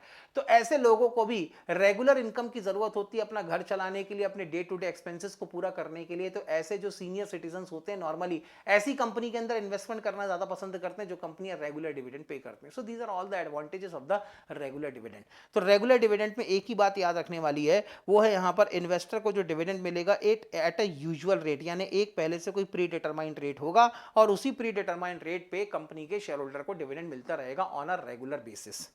दूसरे टाइप के जो डिविडेंड होते हैं उनको कहते हैं हम लोग, दूसरे टाइप की जो डिविडेंड पॉलिसी होती है उनको कहते हैं हम लोग स्टेबल डिविडेंड पॉलिसी। अब स्टेबल डिविडेंड पॉलिसी के अंदर क्या होता है, कई अलग अलग तरीके की स्टेबल डिविडेंड की अलग अलग स्टेबल डिविडेंड पॉलिसी के कई अलग अलग वेरिएंट हैं। इसके अंदर सबसे पहला वेरिएंट आता है कांस्टेंट डिविडेंड पर शेयर। आपने डिसाइड कर लिया 4 रुपए मतलब 4 रुपए, हर एक शेयर पे ₹4 पर शेयर के हिसाब से हम डिविडेंड बांटते रहेंगे, ₹4 पर शेयर। अब आपने बिल्कुल प्रिंसिपल ही बना लिया, अपना पॉलिसी बना ली कि हम हर एक शेयर को हर एक शेयर पे हर साल 4 रुपए का डिविडेंड बांटेंगे। अच्छा सर, कभी कल को ज्यादा प्रॉफिट हुआ तो तब भी 4 ही रुपए का डिविडेंड बांटूंगा मैं। सर कल को कम प्रॉफिट हुआ तो कहां से बांटोगे? हाँ, कल को हो सकता है फ्यूचर में कभी ज्यादा प्रॉफिट हो, तब भी मैं डिविडेंड कितना बांट रहा हूं, 4 रुपए, और जो एक्स्ट्रा डिविडेंड बांटने की मेरी कैपेसिटी है उस एक्स्ट्रा डिविडेंड को मैं एक सेपरेट रिजर्व में ट्रांसफर कर दूंगा। फिर उसके बाद अगले साल अगर कम प्रॉफिट हुआ, मेरे पास इतना भी प्रॉफिट नहीं है कि मैं 4 रुपए का डिविडेंड बांट सकूं, तो मैंने कहा पिछले साल जो रिजर्व बनाया था ना उसमें से पैसे निकाल के 4 रुपए को पूरा करो और डिविडेंड बांटो। तो ये होता है दोस्त यहाँ पे कांस्टेंट डिविडेंड पर शेयर, एक अमाउंट डिसाइड कर लिया और एक अमाउंट के हिसाब से आपने डिविडेंड बांटना शुरू कर दिया। सर इसको कभी रिवाइज नहीं करते, कर सकते हैं। मान लो दोस्त, हो सकता है कि थोड़ा थोड़ा कंपनी की अर्निंग बढ़ती जाए, जैसी कंपनी की अर्निंग एक पर्टिकुलर लेवल को क्रॉस कर जाती है, तो जब अर्निंग पर शेयर एक पर्टिकुलर लेवल को क्रॉस कर जाता है तो हम भी अपने डिविडेंड का जो कांस्टेंट रेट है उसको थोड़ा सा बढ़ा देते हैं। फॉर एग्जांपल, हमने ही बेंचमार्क बना लिया कि जब तक हमारा अर्निंग पर शेयर 20 रुपए का होगा, ₹20 पर शेयर अर्निंग पर शेयर होगा, तो हम 4 रुपए का डिविडेंड बांटेंगे। और जैसे ही हमारा अर्निंग पर शेयर 20 रुपए पर शेयर को क्रॉस करके ऊपर गया, तो ये हुआ ग्रेटर देन ₹20 पर शेयर, तो हम इसको 4 रुपए को बढ़ा के यहां से 6 रुपए कर देंगे। तो आगे जाके आप इस जो अमाउंट है या पर शेयर जो डिविडेंड है उसको रिवाइज कर सकते हो एक लेवल ऑफ अर्निंग जब कंपनी की बढ़ जाए उसके बाद। लेकिन जब तक वो लेवल ऑफ अर्निंग को कंपनी क्रॉस नहीं करती तब तक आप इतने ही रुपए पर शेयर के हिसाब से डिविडेंड के नाम पे बांटते रहोगे। That is your constant dividend pay out ratio या constant dividend per share. Reserve, अब यहां पे करना ही पड़ता है कि सबसे पहले एक रिजर्व फंड क्रिएट करना पड़ता है। रिजर्व फंड इसलिए क्रिएट करना पड़ता है क्योंकि कंपनी जब कभी किसी साल में जरूरत से ज्यादा प्रॉफिट कमाए तो कहीं भावनाओं में बह के आप जरूरत से ज्यादा डिविडेंड ना बांट दो, इसलिए जो भी एक्स्ट्रा ऑर्डिनरी प्रॉफिट आपने कमाया है उसको रिजर्व फंड में ट्रांसफर कर दो, लेकिन डिविडेंड तो कांस्टेंट बटेगा। फ्यूचर में जब कभी किसी ईयर में आपने कम प्रॉफिट कमाया तो उस प्रॉफिट प्लस पिछले प्रीवियस ईयर में आपने जो रिजर्व फंड में फंड ट्रांसफर कर रखा उसमें से पैसे निकाल के आप पैसे मिला दो और 4 रुपए का डिविडेंड बांट दो। तो इस तरीके की जब डिविडेंड बांटी जाती है तो इसमें कंफर्म हर साल आपको लगभग 4 रुपए पर शेयर का डिविडेंड, अब 4 रुपए तो मैं एग्जांपल के लिए यूज कर रहा हूं, आपको कंफर्म एक पर्टिकुलर अमाउंट पर शेयर आपको डिविडेंड मिलता ही रहेगा। So that is one of the variant of stable dividend policy. Constant dividend की जगह एक इसका दूसरा वेरिएंट है जो है कांस्टेंट पे आउट रेशियो। अब कांस्टेंट पे आउट रेशियो में कह दिया मैंने, मान लो मैंने dividend pay out ratio decide कर दिया, dividend pay out ratio is 20%, यानी मैं जितना प्रॉफिट कमाऊंगा उसका हर साल 20% डिविडेंड के नाम पे बांटूंगा। किसी साल हमने 10 लाख का प्रॉफिट कमाया तो 10 लाख का 20% 2 लाख रुपए का हम डिविडेंड बांट देंगे। या हो सकता है कि या मेरी 10 लाख रुपए की शेयर कैपिटल है तो मैंने dividend pay out ratio decide कर दिया 20%, तो मेरी 10 लाख की शेयर कैपिटल में 20% के हिसाब से 2 लाख का डिविडेंड बटेगा। अगले साल कोई नए शेयर मैंने इशू नहीं किए, कोई नए शेयर इशू नहीं किए, तो अगले साल भी मेरी कैपिटल एम्प्लॉयड कितनी है, शेयर कैपिटल कितनी है 10 लाख, तो फिर 20% डिविडेंड बटेगा, कितना 2 लाख रुपए। तो ऐसे करके कहीं ना कहीं एक कॉन्स्टेंट पे आउट रेशियो परसेंटेज डिफाइन कर दिया मैंने, और उसी परसेंटेज के हिसाब से हर साल डिविडेंड में बांटता रहूंगा। इसका जो तीसरा वेरिएंट होता है वो होता है स्टेबल रुपी प्लस एक्स्ट्रा इनकम। सर ये क्या होता है? जैसे अभी पिछले केस में हमने डिसाइड किया था कि हम एक शेयर पे 4 रुपए का हमारा डीपीएस होगा, dividend per share is equal to ₹4 पर शेयर। ठीक है, डिविडेंड पर शेयर 4 रुपए का होगा, ये तो कंफर्म है, यानी एक शेयर होल्डर को मिनिमम 4 रुपए तो मिलने ही मिलने, ये तो गारंटी है। लेकिन जब कभी कंपनी जरूरत से ज्यादा प्रॉफिट कमाएगी, अच्छा प्रॉफिट कमाएगी, भक्कम प्रॉफिट कमाएगी, खूब सारा प्रॉफिट कमाएगी, तब शेयर होल्डर को कुछ एक्स्ट्रा पैसे और डिविडेंड के नाम पे दिए जाएंगे। जब ये पॉलिसी हम बना के चलते हैं तो इसको कहते हैं स्टेबल रुपी डिविडेंड प्लस एक्स्ट्रा डिविडेंड। ठीक, अब यहां पर सर इसके एडवांटेज क्या हैं? जितनी भी आपकी ये जो स्टेबल डिविडेंड पॉलिसी है उन सबके मेरिट से एडवांटेज बिल्कुल आपके रेगुलर डिविडेंड पॉलिसी के जैसे ही हैं। रेगुलर डिविडेंड पॉलिसी के जो एडवांटेजेस हैं, those advantage will be also applicable in the case of stable dividend policy. जो तीनों के तीनों जो अलग अलग वेरिएंट है सबके साथ एप्लीकेबल है। अगली जो डिविडेंड पॉलिसी हो सकती है वो होती है इररेगुलर डिविडेंड। इररेगुलर डिविडेंड के केस में हम ये कहते हैं कि कभी ज्यादा प्रॉफिट कमाया ज्यादा डिविडेंड बांट दो, कम प्रॉफिट कमाया कम डिविडेंड बांट दो, प्रॉफिट नहीं कमाया मत बांटो, यानी कोई गारंटी नहीं है आप कब कितना डिविडेंड देंगे। तो इस तरीके की जब डिविडेंड पॉलिसी अडॉप्टेड होती है तो इसको कहते हैं हम लोग इररेगुलर डिविडेंड पॉलिसी। अब ये इररेगुलर डिविडेंड पॉलिसी कोई भी फाइनेंशियल मैनेजर कायदे से फॉलो नहीं करना चाहता। He is never be interested in following the irregular dividend policy. Situation कह लो या मजबूरी कह लो या कंडीशन कह लो, उसको इररेगुलर डिविडेंड पॉलिसी फॉलो करने पे मजबूर कर देती है। सर जैसे कि हो सकता है कि आपकी अर्निंग के अंदर कोई सर्टेनिटी नहीं हो, किसी साल में आप ज्यादा इनकम कमा लेते हो, किसी साल में आप कम इनकम कमाते हो। हो सकता है यहाँ पे आपके जो लिक्विड रिसोर्सेज हैं, आपकी लिक्विडिटी पोजीशन अच्छी ना हो, सीजनल बिजनेस कर रहे हो आप, तो सीजन के समय तो आपके पास में खूब कैश होता है, लेकिन जैसे ही सीजन ऑफ सीजन में कन्वर्ट हुआ, लिक्विडिटी पोजीशन खराब हो जाती है आपकी। या ये भी हो सकता है कि आप रेगुलर डिविडेंड देने से डरते हो। ठीक, उसके बाद ये भी हो सकता है कि कई बार आपके बिजनेस के अंदर ही अनसर्टेनिटी है, कभी भी आपके प्रोडक्ट की डिमांड एकदम से शूट अप हो जाती है, कभी भी आपके प्रोडक्ट की डिमांड धड़धड़ा के नीचे गिर जाती है। तो जब कभी ऐसा बिजनेस के अंदर ही, अब ड्यू टू इंटरनल एनवायरनमेंट भी हो सकता है, ड्यू टू एक्सटर्नल फैक्टर्स भी हो सकता है, अगर बिजनेस के अंदर अनसर्टेनिटी ज्यादा है, तो ऐसे अनसर्टेन एनवायरनमेंट में एक फाइनेंशियल मैनेजर से आप कैसे एक्सपेक्ट कर सकते हो कि एक वो रेगुलर डिविडेंड पॉलिसी बना लेगा, स्टेबल डिविडेंड पॉलिसी बना लेगा। तो ऐसे टाइम पे जब कभी कोई श्योरिटी नहीं होती कि आप कब किस समय कितना डिविडेंड बांटेंगे, तब उसको हम लोग कहते हैं इररेगुलर डिविडेंड पॉलिसी। आखिरी जो पॉलिसी है जो कोई फाइनेंशियल मैनेजर फॉलो नहीं करता ऑल ओवर वर्ल्ड में एक्सेप्ट एक कंपनी को छोड़कर, वो है नो डिविडेंड पॉलिसी। हम डिविडेंड बांटेंगे ही नहीं है सर, डिविडेंड बांटेंगे ही नहीं मतलब शेयर होल्डर फिर इन्वेस्टमेंट क्यों करेगा? बात तो सही है, शेयर होल्डर इन्वेस्टमेंट क्यों करेगा? लेकिन कई बार क्या होता है जब नो डिविडेंड पॉलिसी की बात आती है, तो ये हमेशा के लिए नहीं होता कि हम जिंदगी में कभी डिविडेंड नहीं बांटेंगे, ऐसा नहीं होता। नो डिविडेंड पॉलिसी एक पीरियोडिकल पॉलिसी हो सकती है कि हमने डिसाइड कर लिया कि 2 साल 3 साल 4 साल या 5 साल तक हम डिविडेंड नहीं बांटेंगे। 5 साल तक जो प्रॉफिट कमाएंगे उसको हम रिटेन अर्निंग में ट्रांसफर करते रहेंगे। 5 साल बाद फिर हो सकता है अपनी डिविडेंड पॉलिसी बदल दो, फिर आप रेगुलर डिविडेंड पॉलिसी पे आ जाओ या स्टेबल डिविडेंड पॉलिसी के किसी 3 में से किसी एक वेरिएंट पे आ जाओ, ऐसा भी हो सकता है।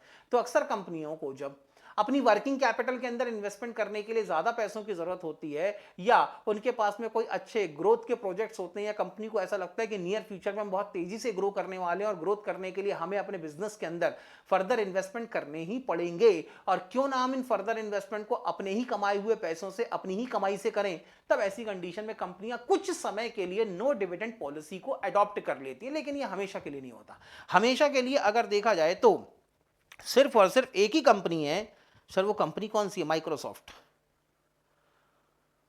माइक्रोसॉफ्ट कंपनी अपने शेयर होल्डर को कभी डिविडेंड के नाम पे कोई पैसे बांटती ही नहीं, and still this company is the queen of stock market. एक ही कंपनी वर्ल्ड में ऐसी है जिसने नो डिविडेंड पॉलिसी को फॉलो किया, लेकिन फिर भी मार्केट के अंदर उनके शेयर प्राइस कभी गिरते नहीं है, मार्केट के अंदर शेयर प्राइस बढ़ते हैं। सर ऐसा क्यों? वो डिविडेंड बांटते नहीं, पूरा का पूरा जो रिटेन पूरा का पूरा अर्निंग है वो रिटेन अर्निंग में ट्रांसफर कर देते हैं। अब इतनी ज्यादा रिटेन अर्निंग में पैसा ट्रांसफर होता है तो कंपनी के अंदर उनके शेयर का मार्केट प्राइस बढ़ता चला जाता है। अब due to increase in market price, अगर मैं माइक्रोसॉफ्ट कंपनी का शेयर होल्डर हूं तो मुझे तो वैसे भी डिविडेंड मिल गया ना। मैंने एक शेयर खरीदा $10 का, अब उन्होंने मुझे डिविडेंड नहीं बांटा पहले साल, ठीक है, रिटेन अर्निंग में ट्रांसफर, दूसरे साल रिटेन अर्निंग, तीसरे साल रिटेन अर्निंग, चौथे साल रिटेन अर्निंग, 5वें साल रिटेन अर्निंग। 5 साल बाद मुझे पैसों की जरूरत पड़ी, कितने का शेयर खरीदा था? $10। 5 साल बाद मैं जाके देखता हूं तो शेयर कितने का बिक रहा है? $70। मैंने 5 साल बाद अपना शेयर $70 में बेच दिया।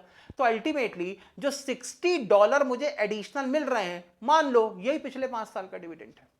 तो ऐसी कंडीशन में, लेकिन हर कंपनी के अंदर इतनी हिम्मत नहीं होती, हर कंपनी का प्रोडक्ट इतना जबरदस्त प्रोडक्ट नहीं होता, और हर कंपनी की मार्केट स्टैंडिंग इतनी जोरदार नहीं होती कि आप जिंदगी भर के लिए नो डिविडेंड पॉलिसी को भी लेके चलोगे तब भी आपके शेयर का मार्केट प्राइस नहीं गिरेगा। इसलिए नो डिविडेंड पॉलिसी अपने आप में बड़ी खतरनाक होती है। हाँ, इंडिया के अंदर ऐसा नहीं है कि कंपनियां नो डिविडेंड पॉलिसी को फॉलो नहीं करती हैं, लेकिन एक पर्टिकुलर टाइम पीरियड के लिए, जब तक उनका गेस्टेशन पीरियड होता है, या जब तक उनको ऐसा लगता है कि अभी ग्रोथ के लिए फर्दर इन्वेस्टमेंट करना ही पड़ेगा, 3 साल 4 साल तक इन्वेस्टमेंट करना पड़ेगा। 4 साल के बाद जब अच्छा प्रॉफिट कमाने लगेंगे, तब वो अपनी नो डिविडेंड पॉलिसी को फिर रेगुलर डिविडेंड पॉलिसी या स्टेबल डिविडेंड पॉलिसी में कन्वर्ट कर लेती है।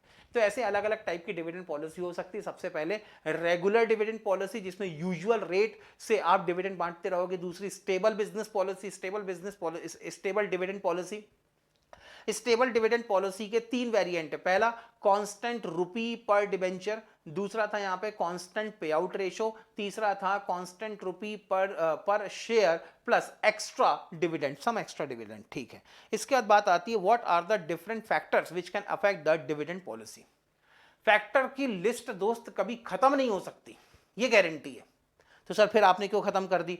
आपके दोस्त मॉड्यूल में इतने ही फैक्टर लिखे हुए थे, इसलिए मैंने भी इतने लिखे हैं यहाँ पर। हाँ सर, ऐसा क्या क्यों रहा है? क्योंकि फाइनेंशियल मैनेजमेंट के अंदर इतनी ज़्यादा अनसर्टेनिटी होती है, फाइनेंशियल मार्केट इतना ज़्यादा अनसर्टेन होता है कि आपके डिविडेंड डिसीजन या डिविडेंड पॉलिसी के ऊपर इंपैक्ट डालने वाले फैक्टर कभी भी खत्म हो ही नहीं सकते।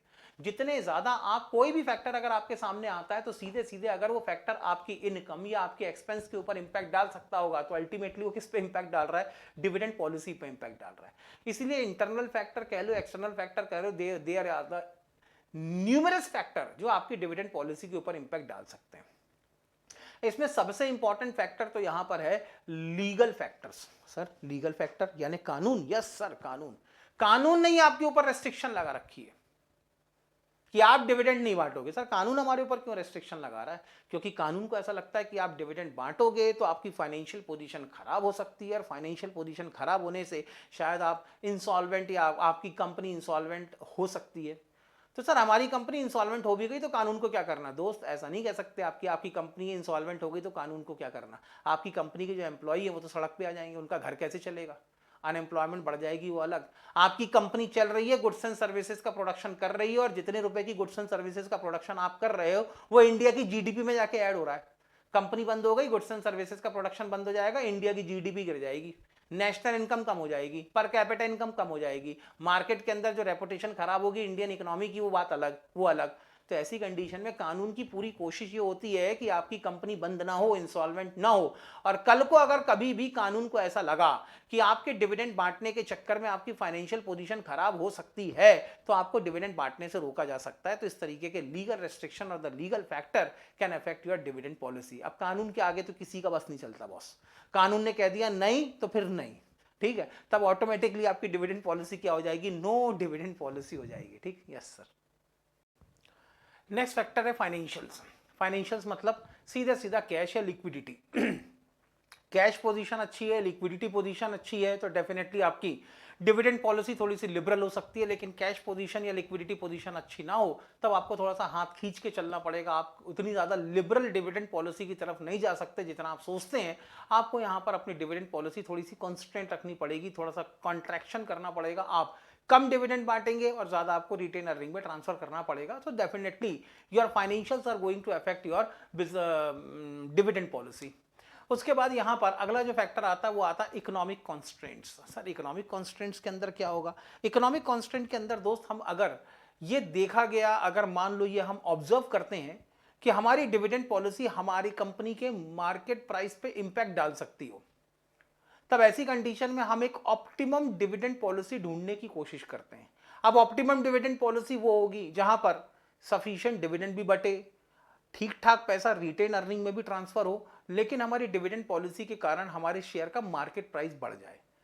तो अगर यहां पर इकोनॉमिक कंडीशन आपको अलाउ करती है या इकोनॉमिक फैक्टर कुछ इस तरीके से आपको शो करते हैं, एक्सप्रेस करते हैं कि आपकी डिविडेंड पॉलिसी आपके शेयर के मार्केट प्राइस के ऊपर इंपैक्ट डालेगी, then you need to find the optimum dividend pay out ratio, या आपको एक ऑप्टिमम डिविडेंड पॉलिसी ढूंढनी ही पड़ेगी। तब आपकी डिविडेंड पॉलिसी बदल सकती है अकॉर्डिंग टू इकोनॉमिक कंडीशन। उसके बाद होता है दोस्त नेक्स्ट फैक्टर है nature of business. Sir nature of business मतलब भाई आपका बिजनेस ऐसा है जिसमें आपको रेगुलर इनकम आती रहती है, आपको रेगुलर अर्निंग आनी है, रेगुलर कैश फ्लो आपको आता रहता है, तब आप वहां पर एक रेगुलर डिविडेंड पॉलिसी की तरफ जा सकते हैं। लेकिन अगर बिजनेस के अंदर अनसर्टेनिटी है, रेगुलर अर्निंग आएगी ऐसी कोई दिक्कत, ऐसा कुछ कह नहीं सकते। जनरली ये चीज़ होती है नए बिजनेस के अंदर, जब कोई नया नया बिजनेस अपना शुरू करता है तब उसकी बिजनेस की इनकम रेगुलर बिजनेस इनकम होगी, ये कह पाना थोड़ा सा मुश्किल होता है। तो जब कभी यहाँ पर ये अनसर्टेनिटी हो रिगार्डिंग योर इनकम या अर्निंग, तब रेगुलर डिविडेंड पॉलिसी की तरफ जाना थोड़ा सा मुश्किल होता है। इसलिए nature of business also become one of the factor while deciding your dividend policy. उसके बाद दूसरा होता है एग्जिस्टेंस ऑफ कंपनी। कंपनी कितने साल से बिजनेस कर रही है, क्योंकि जो नई कंपनियां होती हैं, नई कंपनियों को थोड़ा सा ज़्यादा डिविडेंड बांटना पड़ता है। वो इसीलिए क्योंकि वो नए इन्वेस्टर्स को अपनी तरफ अट्रैक्ट करना चाहते हैं। अब क्योंकि वो कंपनी नई है, लोगों के साथ में उसका कोई एक्सपीरियंस नहीं है, इसलिए उनके जो इन्वेस्टर्स हैं वो अपने इन्वेस्टर्स को रिटेन रखना चाहते हैं। लेकिन जो पुरानी कंपनियां हो चुकी होती हैं, लंबे समय से मार्केट के अंदर बिजनेस कर रही होती हैं, एक तो उन कंपनियों के ऊपर इन्वेस्टर का पहले तो भरोसा अच्छा होता है, और दूसरी चीज इन कंपनियों के इतने लंबे समय के एक्सपीरियंस उनको और ज्यादा अच्छी डिविडेंड पॉलिसी ढूंढने या बनाने के लिए प्रोवोक करती हैं। इसलिए जो कंपनी जितनी ज्यादा पुरानी होगी वो अपने एक्सपीरियंस के बेसिस पर उतनी अच्छी डिविडेंड पॉलिसी लॉन्च कर सकती है, उतनी अच्छी डिविडेंड पॉलिसी के ऊपर वो काम कर सकती है। लेकिन नई कंपनियों के साथ में ये एडवांटेज थोड़ी सी कम होती है। उसके बाद एग्जिस्टेंस ऑफ कंपनी के बाद अगला जो फैक्टर है वो है कि आपकी कंपनी का नेचर क्या है। दैट मीन्स वो प्राइवेट लिमिटेड कंपनी है कि पब्लिक लिमिटेड कंपनी है।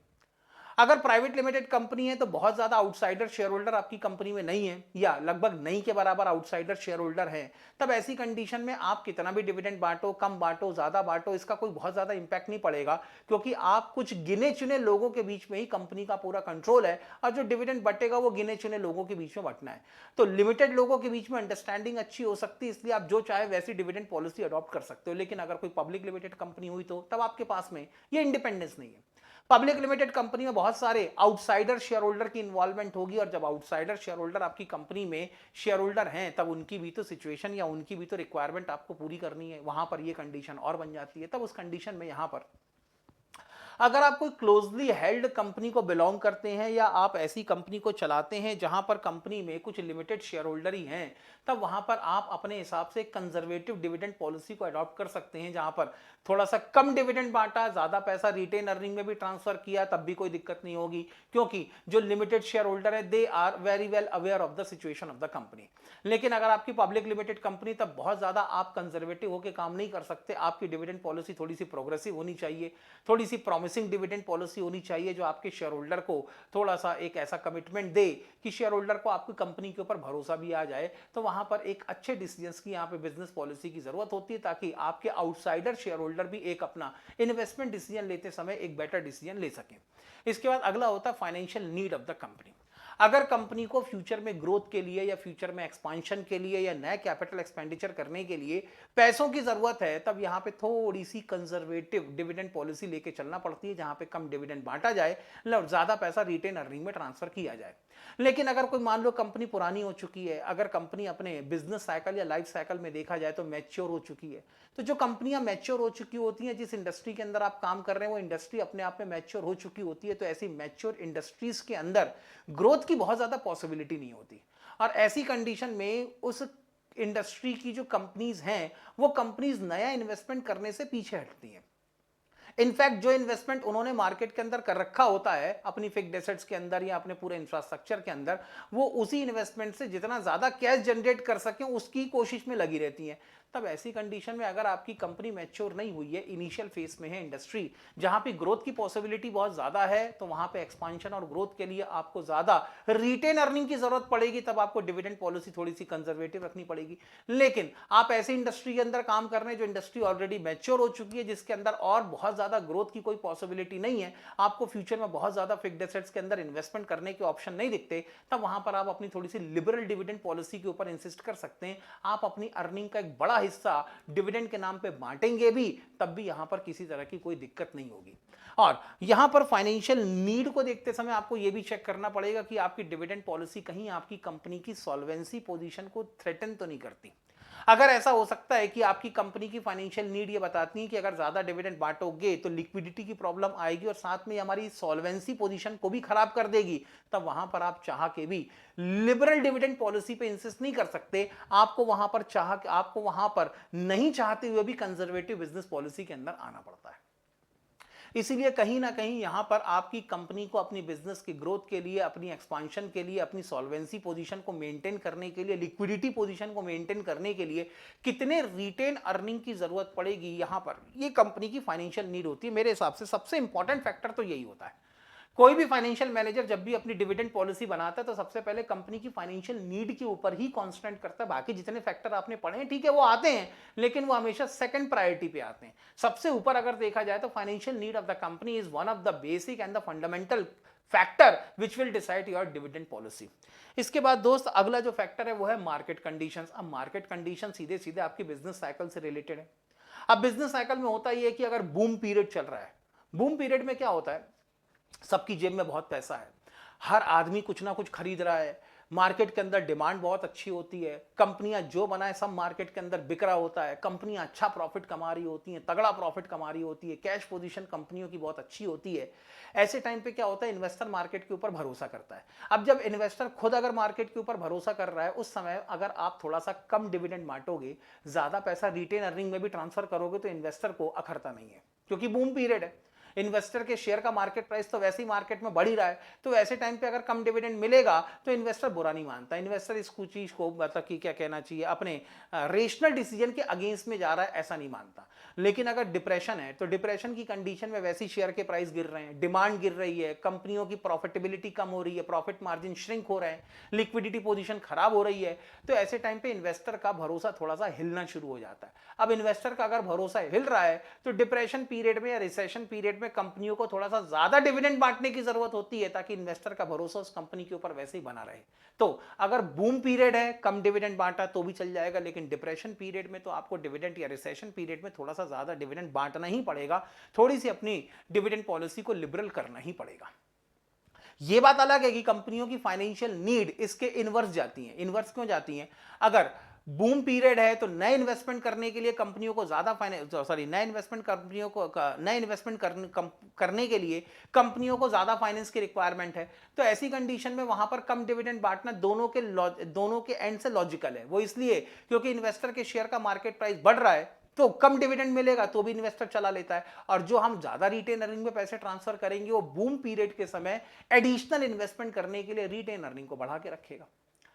अगला जो फैक्टर है वो है दोस्त हमारा फाइनेंशियल अरेंजमेंट्स। अगर आपने किसी कंपनियों से लोन ले रखे हैं या आपने किसी बैंकों से लोन ले रखे हैं और उनके अंदर कोई टर्म्स एंड कंडीशन ऐसी है जो आपको डिविडेंड बांटने से रोकती है, तब ऐसे आपको फाइनेंशियल अरेंजमेंट्स या लोन एग्रीमेंट्स के ऊपर ध्यान देना चाहिए। तब आपको वहां पर डिविडेंड पॉलिसी थोड़ी सी कंस्ट्रेंट रखनी चाहिए। और अगर बिल्कुल मैं इससे लिमिट से बाहर जाके देखूं या आउटराइटली अगर मैं इसको बाहर जाके देखूं, तो अगर आप किसी दूसरी कंपनी के साथ मर्जर करने वाले हैं या दूसरी कंपनी को एक्वायर करने वाले हैं, तो शायद ऐसे मर्जर और एक्विजिशन के समय आपका शेयर होल्डर आपकी बात ना माने या आपके डिसीजन के साथ में कोरिलेट ना करे। तो इन्वेस्टर को मनाने के लिए, इन्वेस्टर को खुश रखने के लिए ऐसे टाइम पे थोड़ा सा ज्यादा डिविडेंड कंपनियां बांटती हैं। द रीजन बीइंग, कंपनियां थोड़ा सा ज्यादा डिविडेंड बांटती है, इन्वेस्टर थोड़ा सा खुश होता है, खुश होने के चक्कर में वो कंपनियों के मर्जर और एक्विजिशन को भी अपनी परमिशन अक्सर दे देता है। तो ऐसी कंडीशन में यहां पर अगर आप मर्जर और एक्विजिशन के लिए जा रहे हैं तो आपको अपनी डिविडेंड पॉलिसी थोड़ी सी लिबरल रखनी चाहिए, ताकि यहां पर आपकी कंपनी का शेयर थोड़ा सा ज्यादा अट्रैक्टिव दिखे। ज्यादा अट्रैक्टिव दिखेगा तो डेफिनेटली उसकी मार्केट प्राइस बढ़ जाएगी। तो जब मर्जर करेंगे तो आपको अपने शेयर के बदले में जो वैल्यू रिसीव होगी दूसरी कंपनी से वो भी ज्यादा रिसीव होगी। तो शेयर को अट्रैक्टिव बनाना ऐसी समय पे पहली बड़ी जरूरत होती है, और अट्रैक्टिव बनाने के लिए लिबरल डिविडेंड पॉलिसी अक्सर यहां पर अडॉप्ट की जाती है। उसके बाद है चेंज इन गवर्नमेंट पॉलिसी। अब कल को अगर गवर्नमेंट पॉलिसी बदली तो वैसे तो डायरेक्टली कभी डिविडेंड पॉलिसी के ऊपर इंपैक्ट नहीं डालती, लेकिन कल को अगर गवर्नमेंट पॉलिसी बदली और वो हमारे डिविडेंड पॉलिसी के ऊपर डायरेक्ट इंपैक्ट डालना शुरू कर दे, तब यहां पर आपकी डिविडेंड पॉलिसी आपको चेंज करनी पड़ सकती है। जैसे अभी थोड़े दिन पहले बड़ा हल्ला हो रहा था कि गवर्नमेंट को यहां पर long term capital gain stock market से खत्म कर देना चाहिए, गवर्नमेंट को dividend distribution tax stock market से खत्म, या गवर्नमेंट को डिविडेंड डिस्ट्रीब्यूशन टैक्स वापस ले लेना चाहिए। अब ऐसा कुछ हुआ तो नहीं, लेकिन अगर गवर्नमेंट वाकई में, क्योंकि अब इकोनॉमी की कंडीशन खराब चल रही है, तो शायद हमारे जो फाइनेंस मिनिस्टर हैं या हमारी जो फाइनेंस मिनिस्टर हैं वो डिविडेंड डिस्ट्रीब्यूशन टैक्स को वापस ले लें। अब डिविडेंड डिस्ट्रीब्यूशन टैक्स अगर वापस ले लिया जाता है तो फिर जो कैश डिविडेंड पे होगा उस पर गवर्नमेंट को टैक्स नहीं देना पड़ेगा। अब गवर्नमेंट को टैक्स नहीं देना पड़ेगा तो डेफिनेटली कंपनियों की जो डिविडेंड पॉलिसी होगी पहले से ज्यादा लिबरल हो जाएगी। हो सकता है कि government corporate tax rate cut कर दे, हो सकता है गवर्नमेंट टैक्स रेट कम कर दे, जैसा कि फिलहाल में हुआ भी था। अब अगर गवर्नमेंट के कॉर्पोरेट टैक्स रेट कम होते हैं तो कंपनियों के पास में ज्यादा इनकम अवेलेबल होगी डिविडेंड बांटने के लिए, क्योंकि गवर्नमेंट को जब कम टैक्स देना पड़ेगा तो उनके पास में प्रॉफिट आफ्टर टैक्स पहले से ज्यादा होगा। अब जब प्रॉफिट आफ्टर टैक्स ज्यादा होगा then the companies can insist over the more liberal dividend policy. तो कहीं ना कहीं ये गवर्नमेंट की पॉलिसी भी जो डायरेक्टली आपके डिविडेंड डिस्ट्रीब्यूशन पॉलिसी से रिलेटेड हो सकती हैं, अगर ऐसी कोई पॉलिसी बदलती है तो आपकी डिविडेंड पॉलिसी भी यहां पर कंसिक्वेंटली बदलती चली जाएगी। So these are all the factors which can affect your dividend policy decisions. तो दोस्त यहां पर हम लोगों ने इस लेक्चर के अंदर 3 पॉइंट को कवर किया था। What is the meaning of dividend policy, what are the factors which can affect the dividend policy, what are the different types of the dividend policy and what are the constraints of the dividend policy। ठीक है sir, अगले lecture के अंदर क्या करेंगे? अगले lecture के अंदर हम फर्स्ट पार्ट की पहले रिवीजन करेंगे, एमसीक्यू सॉल्व करेंगे, उसके बाद अब और फर्दर लेक्चर की तरफ मूव करेंगे। तब तक के लिए दोस्त बाय बाय।